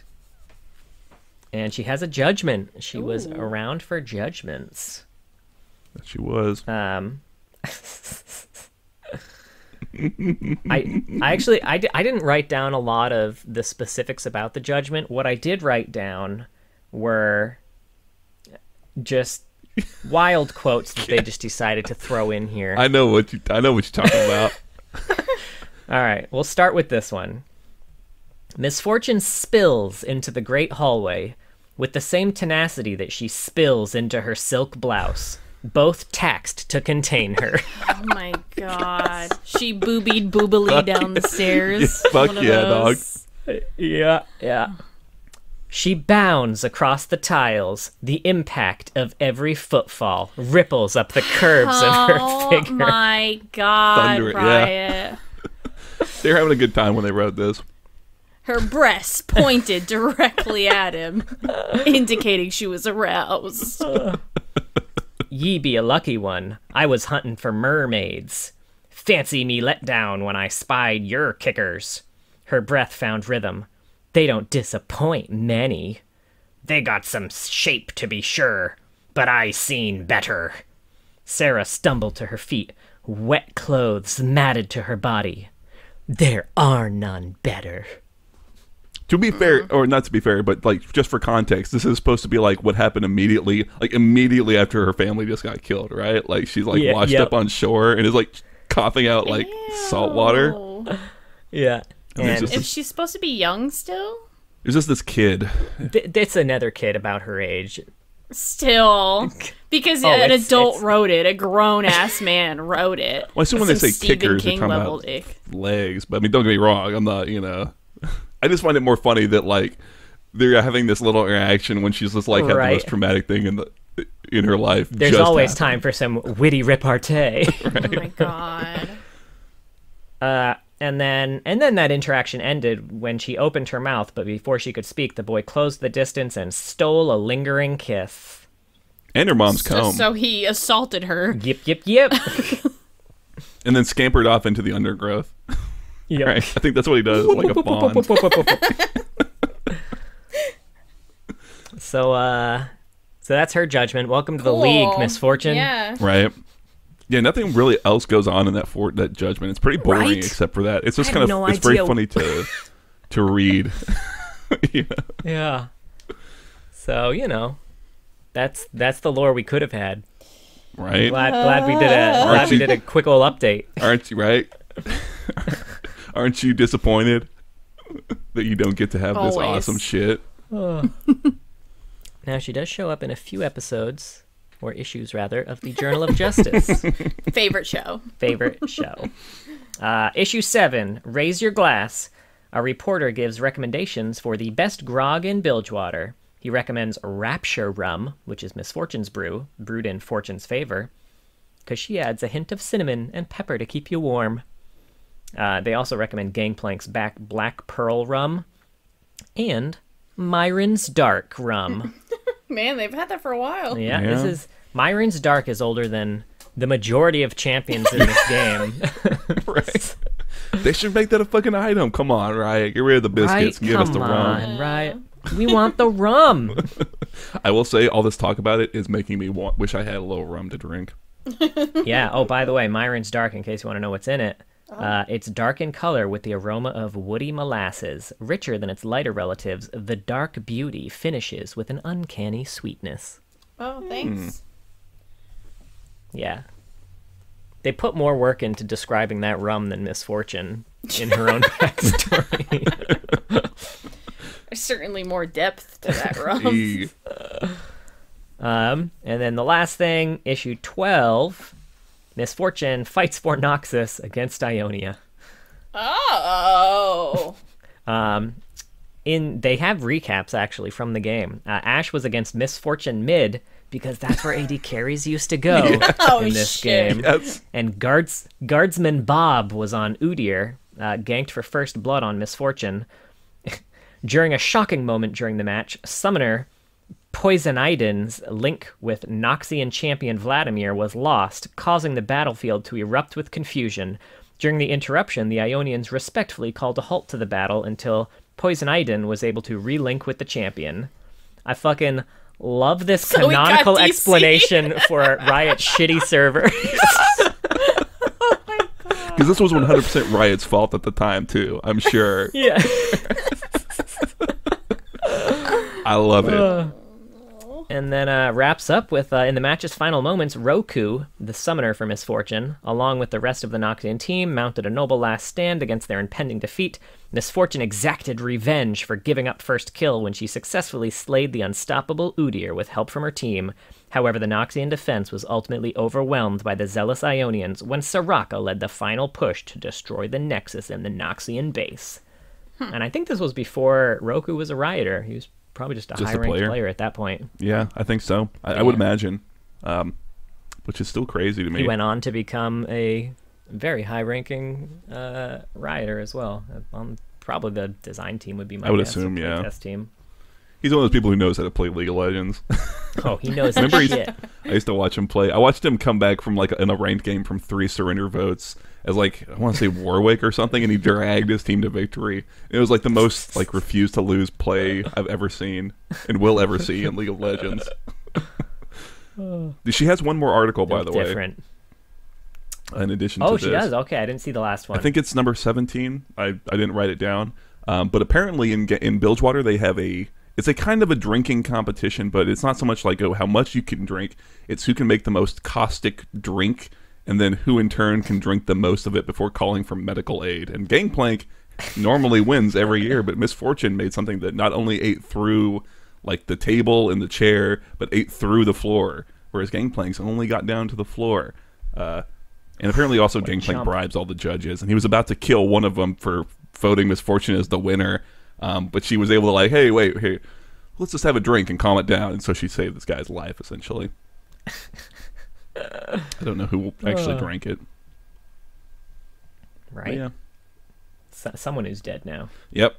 And the title you got for winning was Scab? It was the Scab and something else competition. Scab and Crab or something like that. Well, that's not what you want. Yeah, no, it's not a good title. No one wants to win to be the Scab. But there you have it.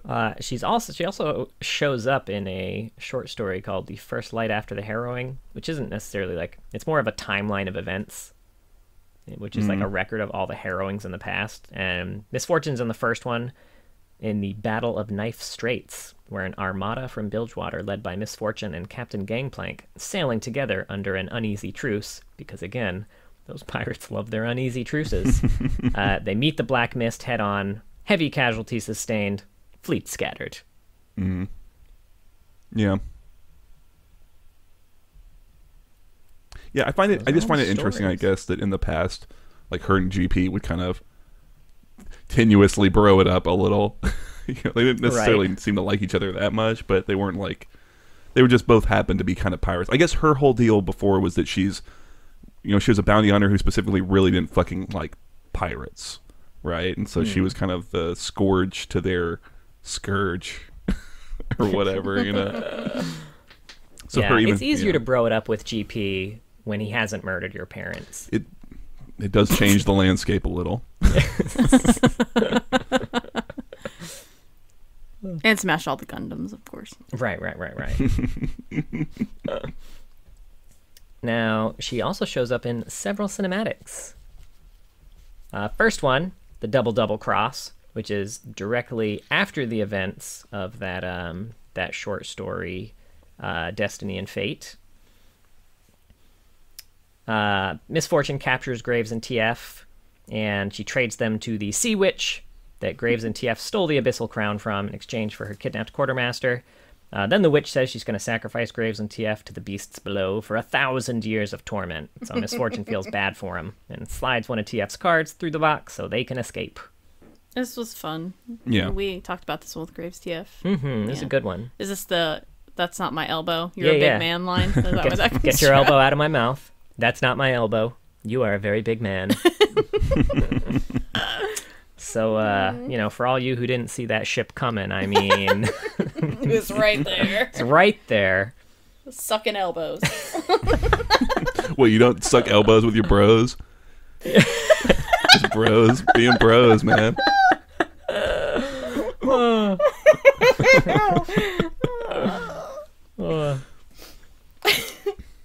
She also showed up in Kingdom, which was the cinematic for the Ruined King game, where MF and Alawi just walk into a bar and just absolutely wreck it, seemingly for no reason at all. Not entirely sure what's happening here, but yeah, they just wreck this bar. It's fine. They did something. Yeah. She's in The Climb, kinda. She gets wrapped up in a tentacle underwater, and her ship... It seems like her ship got taken down by whatever this big tentacle monster is. Yeah. Not really sure what's happening here. It's a weird one. I'm always thrown off, and I always expect it to get more in depth, and then it never does. Right? It ends like as soon as you're like, oh, okay, I think I see what's happening here. I wonder what's gonna... Oh, we're moving on? Okay. Yeah. What's weird is that it seems like an Alawi tentacle, too. Like, they're not really at odds in that way. It's like glowing, and... You know what? Who knows? It's weird.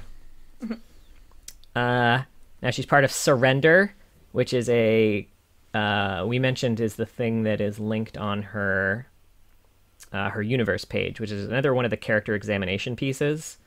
In this one, MF gets attacked by a pirate captain. It's unclear whether it's on her own ship or whether it's the ship of a pirate she's collecting the bounty of. I couldn't really get a bead either way. Either way, she wrecks the whole crew, takes some damage herself, takes a swig of some liquor on the way out. This was part of the animator workshop, and I'm pretty sure that some of the test footage of this ended up in the Call of Power cinematic. It seems like it. It's definitely heavily inspired, at the very least. The part where she and Rise are hiding behind that bit of ship, that's just like straight from the cinematic. They just added Rise to it.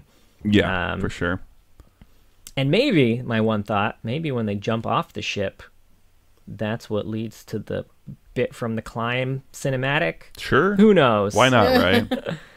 We don't see Rise in that because he portaled off to safety and fucking left her there, like every Rise on my team. I guess... No, they portal me into the enemy team and leave the portal. I guess what you're saying is that in any cinematic, you can't say for certain that Rise wasn't just there before the camera started. That's true. Everyone's LeBlanc and Rise was always right there. I'm loving Rise it. Continuum. Yeah, the thing I like about this animation is there's a little through line because it's like it will have in this action sequence interspersed shots of her like in the post action sequence where she is just like reflecting and like just tired and drinking. And there's a spider that she kind of has trapped under a glass, and she kind of pulls up the glass to let it go. And we see in the end of this whole fight, one of these crew members, she's killed everybody else but this one guy, and kind of gives him the like, get out of here type motion. But just like that spider, starts scuttling towards her to bite her, assumedly this guy tried to make a move, and she has to squish the spider in the same way that she had to put this guy down, right? And that's Misfortune in a nutshell, and her whole situation right now is she keeps trying to help Bilgewater be better than itself, and it can't fucking help itself, They're not having it. Yeah. And speaking of which, she's also in the Call of Power cinematic. Yeah, again, I feel like this bit of the cinematic, much like Miss Fortune Underwater seemed out of place in the Call cinematic, or in the Climb cinematic, this bit of the cinematic also seemed out of place in the Call of Power cinematic, where Rise is kind of traveling around the world, presumably, you know, gathering those world runes and teaming up with champions that we know. And a lot of it makes a lot of sense, you know. He's going places where I feel like we know there are world runes. We got some Freljord, we've got Shurima, and then all of a sudden he's in the middle of a shootout on a pirate ship with Miss Fortune. Like, all right, well, you have to know, use that footage for something, I guess. Right, exactly. It's the big sampler plate. It's like, hey, everybody, here's Runeterra. Here's what you could get. What I do like on this one is the way her guns are depicted, in that they're a nice sort of realistic interpretation of her big, massive, goofy blunderbusses, and like the kind of spiraling magic that the bullets kind of have with them. Like when she's firing, it's like that's a neat little visual, and it helps kind of like give you the idea of why these guns are so important, and so like, I don't know, cool. You know what I mean? Yeah. And we're going to move on to the exact opposite of that portrayal and go straight to just the straight goofiness of how they were originally portrayed in the Dominion cinematic. Now, this opens with Jarvan and Rise running at Cass and MF under a spire. And MF takes one shot, misses, and then waves Cass away like, nah, I got this. And then she ults Rise and Jarvan, but they casually dodge the entire ult. Jarvan then throws his flag at Miss Fortune and knocks her down, then runs at her. She shoots a lot and misses every shot at him until Malphite comes down, smacks Jarvan away to rescue her, and, you know, smacks Jarvan into their turret, which kills Jarvan. Later, Jarvan has respawned and come back, and MF is still on the ground where Jarvan initially knocked her down before he died. Summoner disconnection. The summoner like lost connection with Miss Fortune. She didn't roll well to get up again. No. And the next time we see her is the very end of the cinematic still frame, where she's coming out from hiding behind the turret, which again was every MF on my team in every game of Dominion I ever played. You know, all those Dominion games, those hours. Hours wasted becoming a master of Dominion. Well, you didn't get the icon at least? You know, I wonder. You know what I will say about the surrender cinematic that I like, or the little animation, is that they just have normal everyday guns. She's just got pissed like a pair of Glocks. It's, if you go watch it, it's kind of funny. Yeah. Grand Theft Auto Miss Fortune. Honestly. We've got the Mac client available cinematic. Her guns are in that. John. So there you go. That's why she needed the different guns in the other cinematic. You're right. Because she left them. Shit. She left them in Mundo's lair. And then finally, we've got a new journey, which is inspired by the true story of Michelle, a university student and League of Legends player who joined a team and joined the fight. Season 2019 of League of Legends starts now! It's on! This is basically just like an anime opening, complete with an anime opening style song about a college league team. And I'm going to be honest with you here. This is linked on Miss Fortune's wiki page. I do not know where the fuck she is in this cinematic. So if you see her, I went through like the champion loading screens and like the in-game. I could not fucking find her. But apparently she's in it. If you know where she is, hit me up. Hit up those comments. There's a standing bounty on the bounty board for Miss Fortune.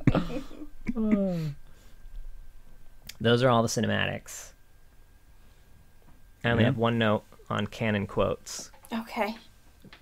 You know, before we jump into the murkiness of AUs.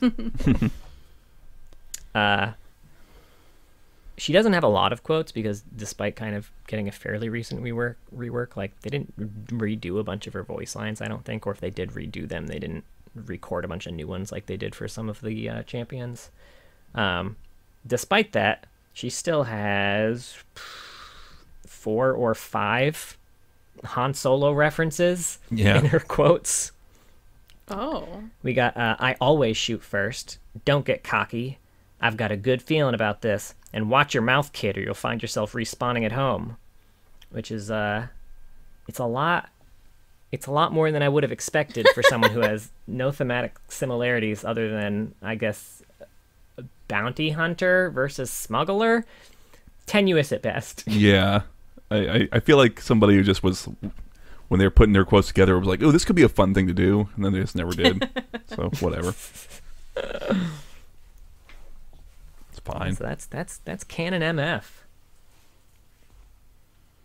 Yeah. Yeah. How y'all feeling about her? It's good. Yeah, I agree. Yeah. I like the stories. Yeah, I enjoyed her. She's got good lore. Bilgewater, that Bilgewater rework, they did it right. They did. Everyone who's in it, is real fleshed out. It was a good region event. Mm-hmm. We got a lot of information about the characters in it and the region itself, which was great. I would love for more events like this, honestly. Different regions and stuff. Yeah, just like focus on the different regions. Like Arcane was a great character and region study of Piltover Zon. Gave us a lot more information than I think the stories did. More events like this would be great. Hopefully we're getting that with the Void right now. I'm so sorry that we recorded the Malzahar episode right before the Void info came out. That was bad timing. And we're weeks away from that even, so Yeah. hearing this weeks later. Yeah. It was a nice background to have for it, I guess, though. Yeah. All right. All right, AU time. Now, Misfortune actually has several skins that are not alternate universe. We're going to start with Burning Tides, which is Captain Fortune. And these are just the skins from after the events of the Burning Tides event, which is canon. In another life, Sarah Fortune would have been a respected ship captain, supported by the love of her mother and the admiration of her city. But the things Bilgewater takes, you can't always get back, and that particular dream died a long time ago. And then we have, from the Ruined King Saga skin line, the Black Mist gathers, the harrowing comes, and the Ruined King has risen once more. Viego's corruption blankets Runeterra, turning friends into foes and bringing entire nations to their knees. The only ones with the power to stop him are the Sentinels of Light, an ancient order led by Senna and Lucian. And this is Ruined Misfortune. Misfortune thought that being the pirate queen of Bilgewater would be enough. Even with her revenge complete, Sarah now faced a new chaos with Bilgewater's factions vying for control. Viego's arrival offered her an opportunity to seize the strength needed to crush anyone beneath her heel, even if it came at a price. So those are the canon ones. And now on to the real AU, High Noon. At the height of the Industrial Revolution, travelers begin pouring into the untamed West, searching for fortune, and prosperity among the unknown horrors of cruel and ancient worlds. It is a time of brave gunslingers and rotten scoundrels, inscrutable gods and savage demons. This is Cowgirl Misfortune. No bounty hunter on the prairie is as skilled as Sarah Fortune, but she doesn't work for anything less than top dollar. Cause enough trouble on the high frontier, and sure enough, she'll come calling, with 2 gleaming pistols and a bullet with your name on it. My name? What did I do? Well, no, you didn't cause enough trouble. You're good. Oh, okay. Yeah. She's blonde in this one. I don't see this one often. No, it's because it's it's one of those old ones. It's been secretly pushed into High Noon, even though it doesn't have anything that's good about High Noon. Whatever. Right. I was confused when you said High mechanical Noon. Angel. I was like, High Noon Misfortune? I don't think that exists. But Cowgirl Misfortune, baby, it's like yeehaw, bang, bang, bang. Yeah, I was about to start singing that, Mark. I'm so glad you did. But they don't have like a Dude Ranch AU, so she had to go into this one. Yeah. It's hard, right? You can't have like 2 different cowboy AUs floating around. It's going to confuse people. Although I would read another AU that was just like people at like a financially failing Dude Ranch just trying to make it work. Very interesting. That's much more like of Mice and Men-ish than I guess I would expect. But. The of Mice and Men AU. It's what we're all dying for. Now we've got Crime City Nightmare. Kind of.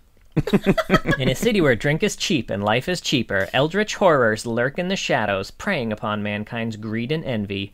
Backroom black markets have given rise to elixirs, a valuable magical export whose production spells money and influence should any gang find a way to corner the market. Vying for control with the help of twisted, unearthly terrors, enforcers, mob bosses, and cronies alike invite unknowable corruption in for a chance at true power. Pretty fucking sweet. Crime City Misfortune. A former gun-for-hire, Miss Sarah Fortune has recently spun up her own criminal cartel with a hand in everything from arms smuggling to protection rackets. Having destabilized the relationship between Twitch and Graves, she now seeks to cement her empire before they get wise to her ambitions.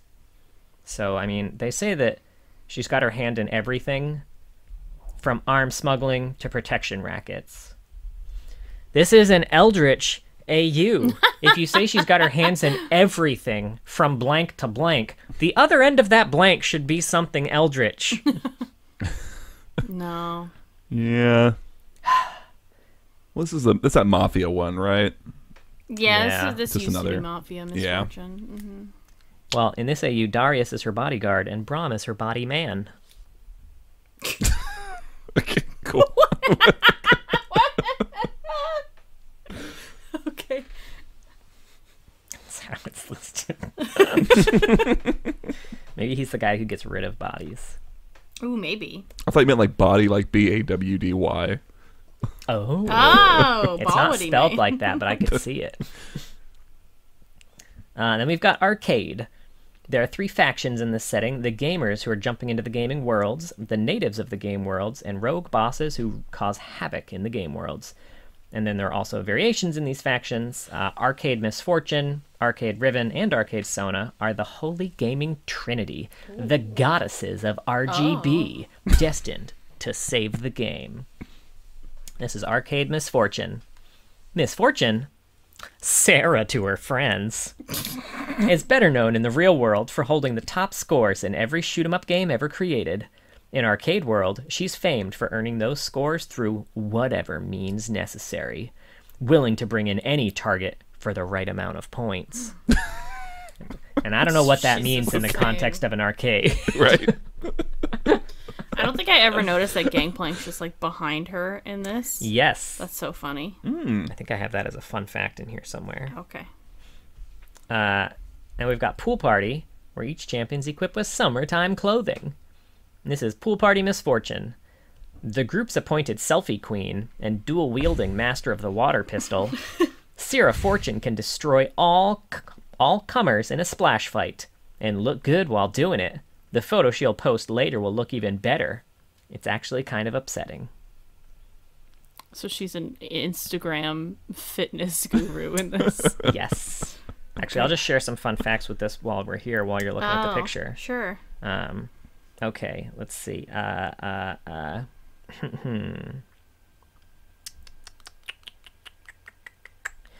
In Pool Party Misfortune Splash, Mundo, Blitz, Lux, and Lee Sin are in the background, and they all have their phones out taking photos of her. Mm-hmm. Lee Sin's phone is upside down. It is. Yeah, it's terrible. And Lux's has a Poro sticker on it. Yeah, it's cute. All right, we got Steel Valkyries. A galaxy scarred by war now attempts to rebuild, but the old wound remains.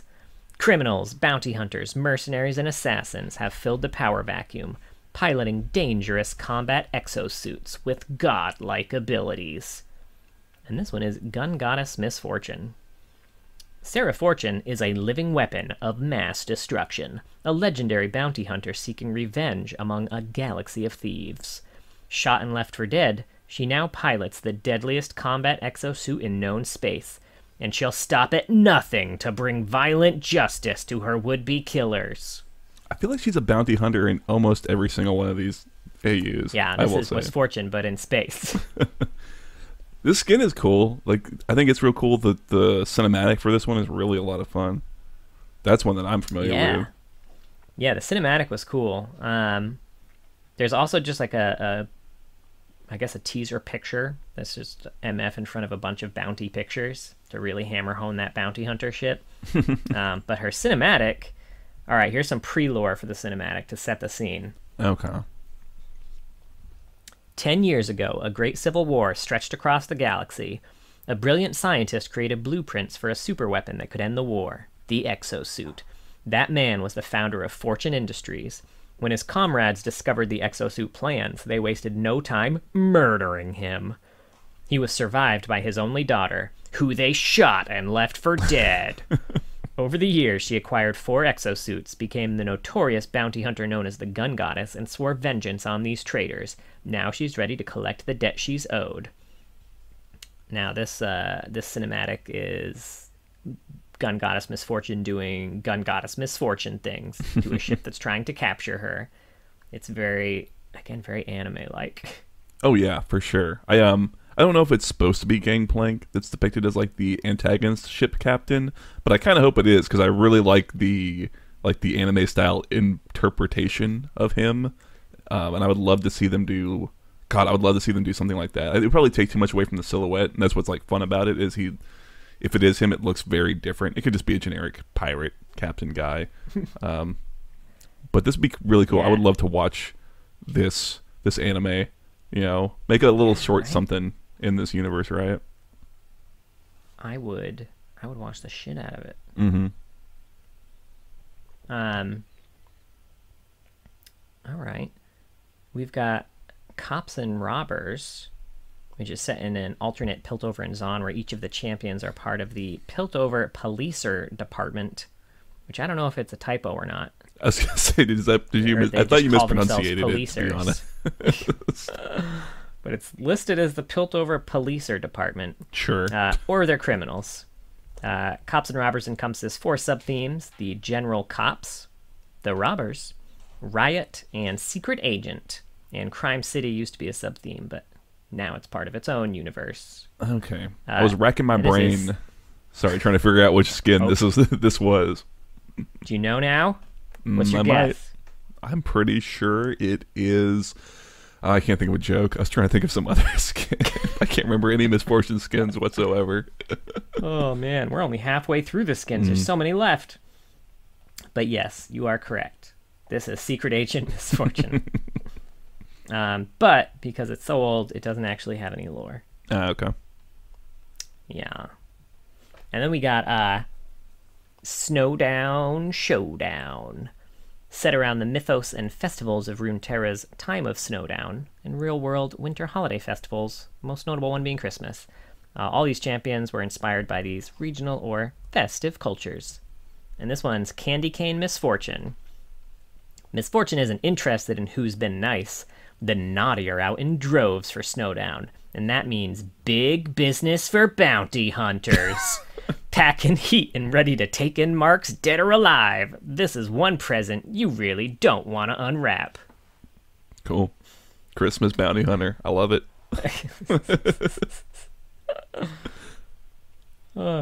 Also, I forgot a few fun facts here for various other skins. So one, the mustache on the Candy Cane Misfortune Splash implies that she received shock and awe in this AU from Santa Brom. I don't remember the I don't have the splash in front of me. It's got she's like unwrapping shock and awe, and it has like a little sticker on the front with a little Brom mustache on it. I was thinking on her, but that makes more sense. Oh no. Oh, that'd be hilarious. Also, since we didn't mention it, yeah, her pistols are called Shock and Awe. Oh yeah, I forgot. Yeah. I didn't realize we didn't talk about that. The Chinese splash art for Secret Agent Misfortune has a picture in the background with a reference to Janna's "For only $2.95 a minute, I'll leave you breathless" line. Only the Chinese. Interesting. Huh. Yeah, only the Chinese splash. In Captain Fortune's backing animation, she shoots an orange and blows it a kiss, referencing Gangplank's death. And in the Gun Goddess, fun fact about this skin, Gun Goddess Misfortune is the first ultimate tier skin that is not 3250 because the skin is seen as lower quality than the rest. Aww. Rude. During release, resembling more of a legendary skin with high quality chromas. Interesting. And she has a bounty of 62 billion CU, whatever that currency is in the Gun Goddess AU.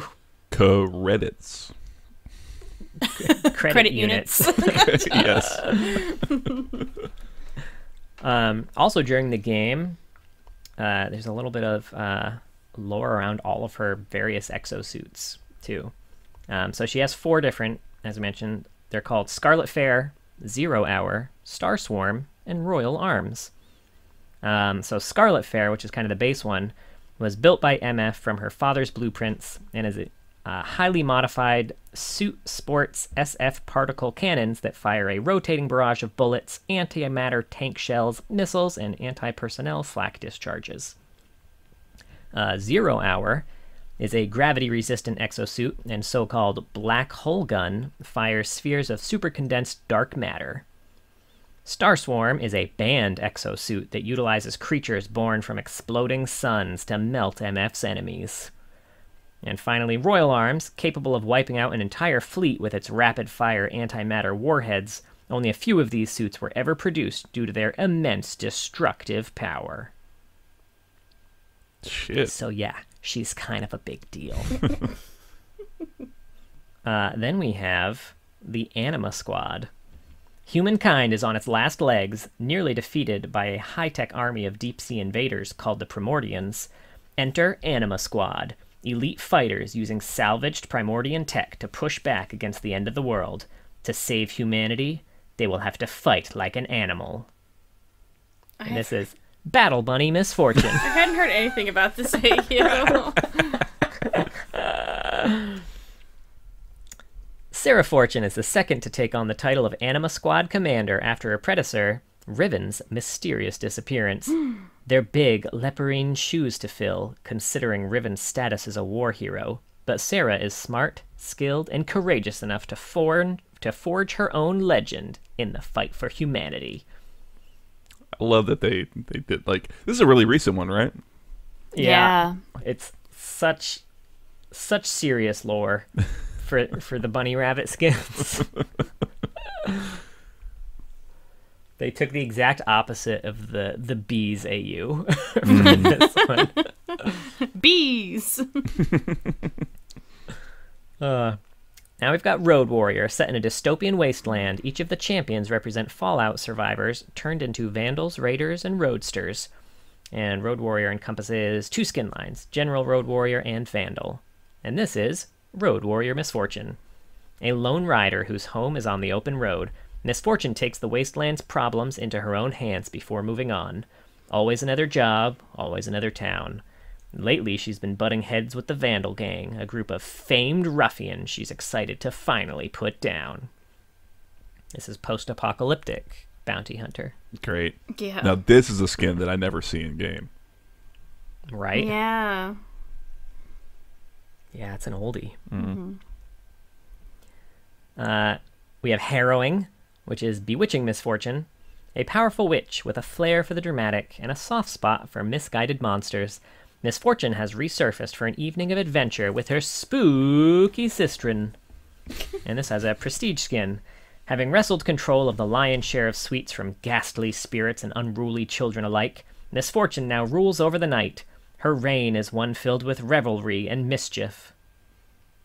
And it really, that description really makes it seem like she assaulted a bunch of children for their candy.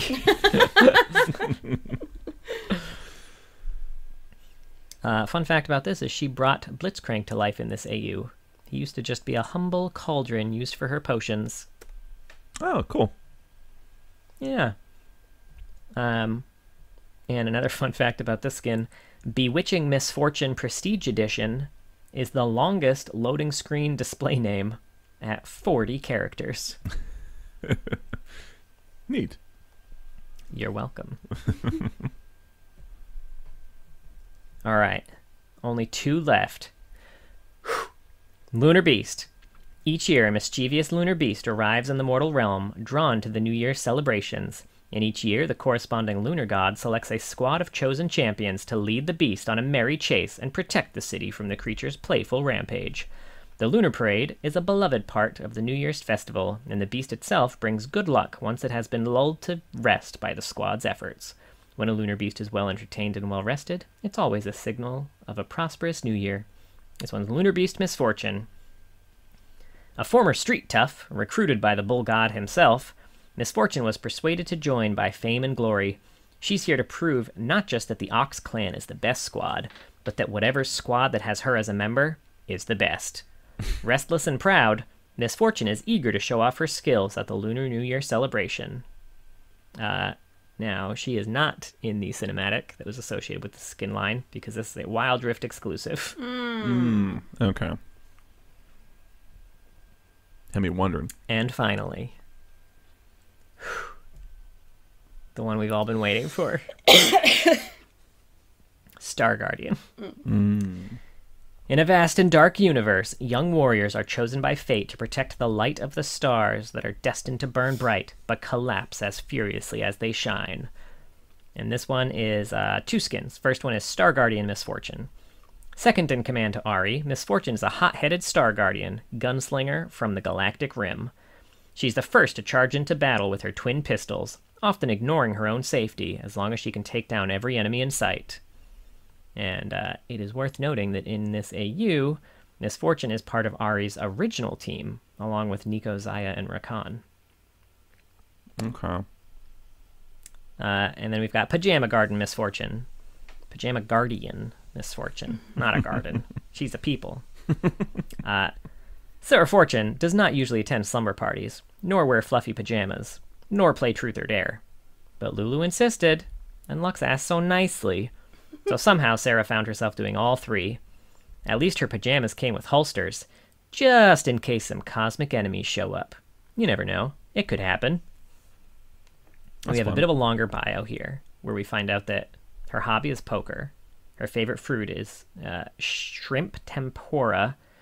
Man, that was a hard sentence to say. Favorite food is shrimp tempura. And wanted to add a bunch of extra R's and take R's out. And her favorite subject is event planning, which is apparently a subject. Right? So a member of Ari's original team, she's renowned across the galaxy as a monster slayer. Angry at losing comrades, the second in command now fights in their memory, not out of a sense of duty, but for vengeance. Even with new members joining the team, she can't forget her past. Despite being scornful of others, the only member of the team Misfortune truly holds at a distance is Syndra, who she suspects has less noble reasons for her return. Her magic mediums are named Boki and Baki. They are twins born of Sarah Fortune's desire for vengeance, but it's hard to tell by their playful best friends forever demeanor. Where Misfortune charges forward with a burning rage, this duo allies with her from a more easygoing perspective. It's no fun watching the bad guys burn if you can't butt bump about it. Okay. Now she's part of a few cinematics. Nope, just one. Kind of. She's in A New Horizon, which most of the cinematic is just Ari transforming into Star Guardian Ari along to a voiceover. But then she shows up at the end when their whole team pops up. And then she's part of a few short stories. First one is Starfall, where it's a Lux story where she takes her team to a team-building retreat and meets Ari's team. After Lux gets lost and stumbled into Ez, Misfortune finds them.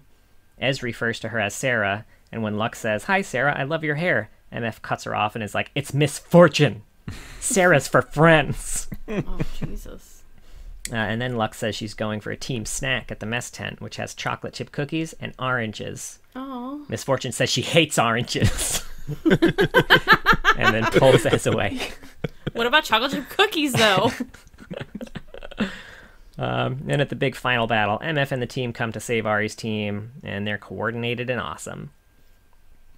And then we've got the Slumber Party Summoning, which is the one where Lulu invites Ari's team of Star Guardians to Lux's mandatory Star Guardian meeting because she misunderstood the assignment. Lux is surprised, Misfortune is pissed, and is texting most of the time. But then Lulu makes one of those fortune-telling paper toys, that you flip back and forth, and asks like, oh, how many times should I flip it?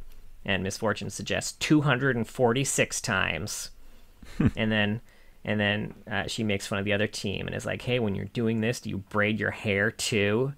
And Poppy's like, well, yeah, sometimes. And then while doing a party trick, Ezreal accidentally warps an interdimensional monster into Lux's living room. So they're all trying to get it. Misfortune raises her gun, and Lux is, she raises it seemingly at Lux, and Lux gets all scared, and she pulls the trigger, and turns out there was a demon behind her, so it disappears in a shower of confetti. After that, Lux realizes the pizza she was cooking is setting off the smoke alarm. So she's sure the party's ruined. She gets a bit emotional, and then MF comes out and apologizes for the way that she was acting, and also apologizes for scaring her with the gun, and makes it clear that she would never hurt another Star Guardian. Not ever. And then gives her permission to call her Sarah. And they all decide to spend the night and wear pajamas that Lulu made for them. Very good. That's called character growth. That's an arc. And then finally, the Twilight Star, where Misfortune joins Lux's team to patrol a nearby playground that Lulu saw in a vision. And her team is playing on the playground, and MF seems very envious about how innocent they all are, because they're all like playing and having fun, and Misfortune saw her whole team die, so it's a very different vibe than her team. And then she says that Lux reminds her of someone, which she doesn't say specifically who it was, but it was Zaya. And obviously Lux doesn't know about Zaya or that Zaya exists, so she assumes that MF was talking about Ari and gets all excited. And she's like, nope, not Ari. She's like, oh. But then she says that she's actually reminds her of a combination of all their old team, like the optimism, the curiosity, the protectiveness of Rakan, all that. And that's when Zoe pops out and attacks with bubbles. Lulu pushes Misfortune out of the way and is struck. But they manage to fight Zoe off, and when Lulu wakes up, she says, lost. They were lost. Dark now. She's on her way. And then MF tells the party how Ari was supposed to join for the slumber party, but had something important to take care of, which leads us directly into the Light in the Shadow cinematic. Okay. Solid. Which is, where, we see the rest of Misfortune's team in that cinematic, who died, but were resurrected by Zoe and corrupted. Fun. Cute. Cheerful. All right. Those are all the AUs. Solid. A lot of bounty hunting. A lot of bounty hunting. She's been a bounty hunter in space. She's been a bounty hunter in games. Bounty hunter in Winter Wonderland. She's done it all, folks. If you've got a bounty you need hunted, have I got the lady for you? So, fun facts. Misfortune is voiced by Laura Bailey in the Double Cross cinematic and Legends of Runeterra and Ruined King. And she also voices Battle Bunny Misfortune, Lunar Beast Misfortune, and Wild Rift, and previously voiced pre-rework Akali. Gun Goddess Misfortune is voiced by Rachel Kimsey, and the Exosuit is voiced by Joe Ziasia. I didn't realize I haven't played that skin. I didn't know the Exosuit talked. Yeah, that's it talks awesome. to her. I suppose we don't know who the original Misfortune voice is. Is that one of those ones that's lost to time? I could not find it, unfortunately. I couldn't either. And while the wiki says that Bullet Time was named after Max Payne, which is her ult, by the way, the Matrix preceded Max Payne by 2 years, and the effect was referenced as Bullet Time in the script. So get your shit together, Max Payne. I never would have ever thought to be like, oh, obviously, Max Payne, right? I like the Max Payne games, but whatever. Let's see. Misfortune is tied for the first champion to receive 12 skins. Oh. So did she hit 12? Would Lux be the other? Hmm? Would Lux be the other? It is actually Ezreal. Oh, that makes sense. He does okay, have yeah. a shit ton of skins. And the 12th skin for both of them was Pajama Guardian. That's what I was cute. trying to ask. Like, did they both get yeah. Oh, sorry. No, I couldn't put my thoughts to words. And last one, because a bunch of the other fun facts were just like the skin fun facts, and we went over them while we were talking about them. Her dance is a reference to, all right, this is one of those like several tiered references that the internet does. Okay, so her dance is a reference to the Japanese VTuber character Uzora Subaru and her duck from Hololive. So Suzuki Kenta made a dancing duck animation based on an infamous situation where she attempted to do an ASMR video, but all her attempts at doing ASMR sounded like Donald Duck.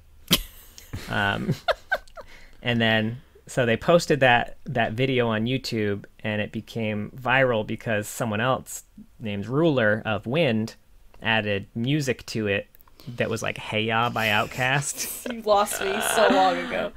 So the dance from that music video is her dance in game. There's like steam like pouring out of like John's ears as he's like putting this together. Okay. Although it was very funny. I did like look it up because I had to know. I mean, the video obviously, yeah, it's the dance, but like I had to look up what the hell this ASMR video was that just kept sounding like Donald Duck. It was very good. You'll have to link it to me. I'll have to check it out. Her chat was even like, I don't think you can do ASMR. I feel like you're just going to sound like Donald Duck. It's like, no, I'm not going to sound like Donald Duck. I'm not going to... Is that your Donald Duck impression? All right, we're done. It's been over 2 hours. Oh, man. All right, that was Misfortune. Any final thoughts? No, I just want to hear your Donald Duck. No, you don't. It's not going to be any better than yours, and that's why I don't fucking do it. That's where we're different. Give her some voice lines. Get Laura Bailey to come in and do a bunch of new VO. Yeah. Why not, right? Yeah. Some updated ones, maybe. At least so she's not calling me Summer. Great lore. Yeah. That's true. Maybe no more Han Solo references. I think we're good on those. Yeah, we have a lot of... There's a lot of, like... You've written some great stories for her. There's a lot of a rich background to draw new voice lines from. She already has some great, in-story interactions with other champions. Like, the lines basically write themselves. So just have someone come in and talk them with their voice box. Talk them real good. All right, that was Misfortune. Thank you for listening. We're on Twitter at Loreheads, and you can find us on Twitch, twitch.tv/Loreheads. We stream League on Saturdays, and John does TFT on Mondays. He just hit Diamond. Well, he hit Diamond weeks ago from... That's true. Now, but you could see him now in Diamond, where he can't get demoted, so he can lose all he wants. I am very excited to fuck around and find out in ranked now. We post these on YouTube, and John has some parodies there, and we have a Discord. The link's in the description of this episode, and it's pinned on our Twitter. And we have a Patreon as well. Thank you to all of our patrons. And a very special thank you to our Medarda tier patrons. D. Smurfs, Jeremy Rich, King of Hearts, Mylect, and Chupa Mustache. Thank you all so much. If you were my quartermaster captured by the Sea Witch, I would also trade Graves and TF to get you back. With a bunch of gold. With a bunch of gold. Let's make that clear. Yeah. And be sure to join us next week because we're going to talk about the Iron Revenant Mordekaiser.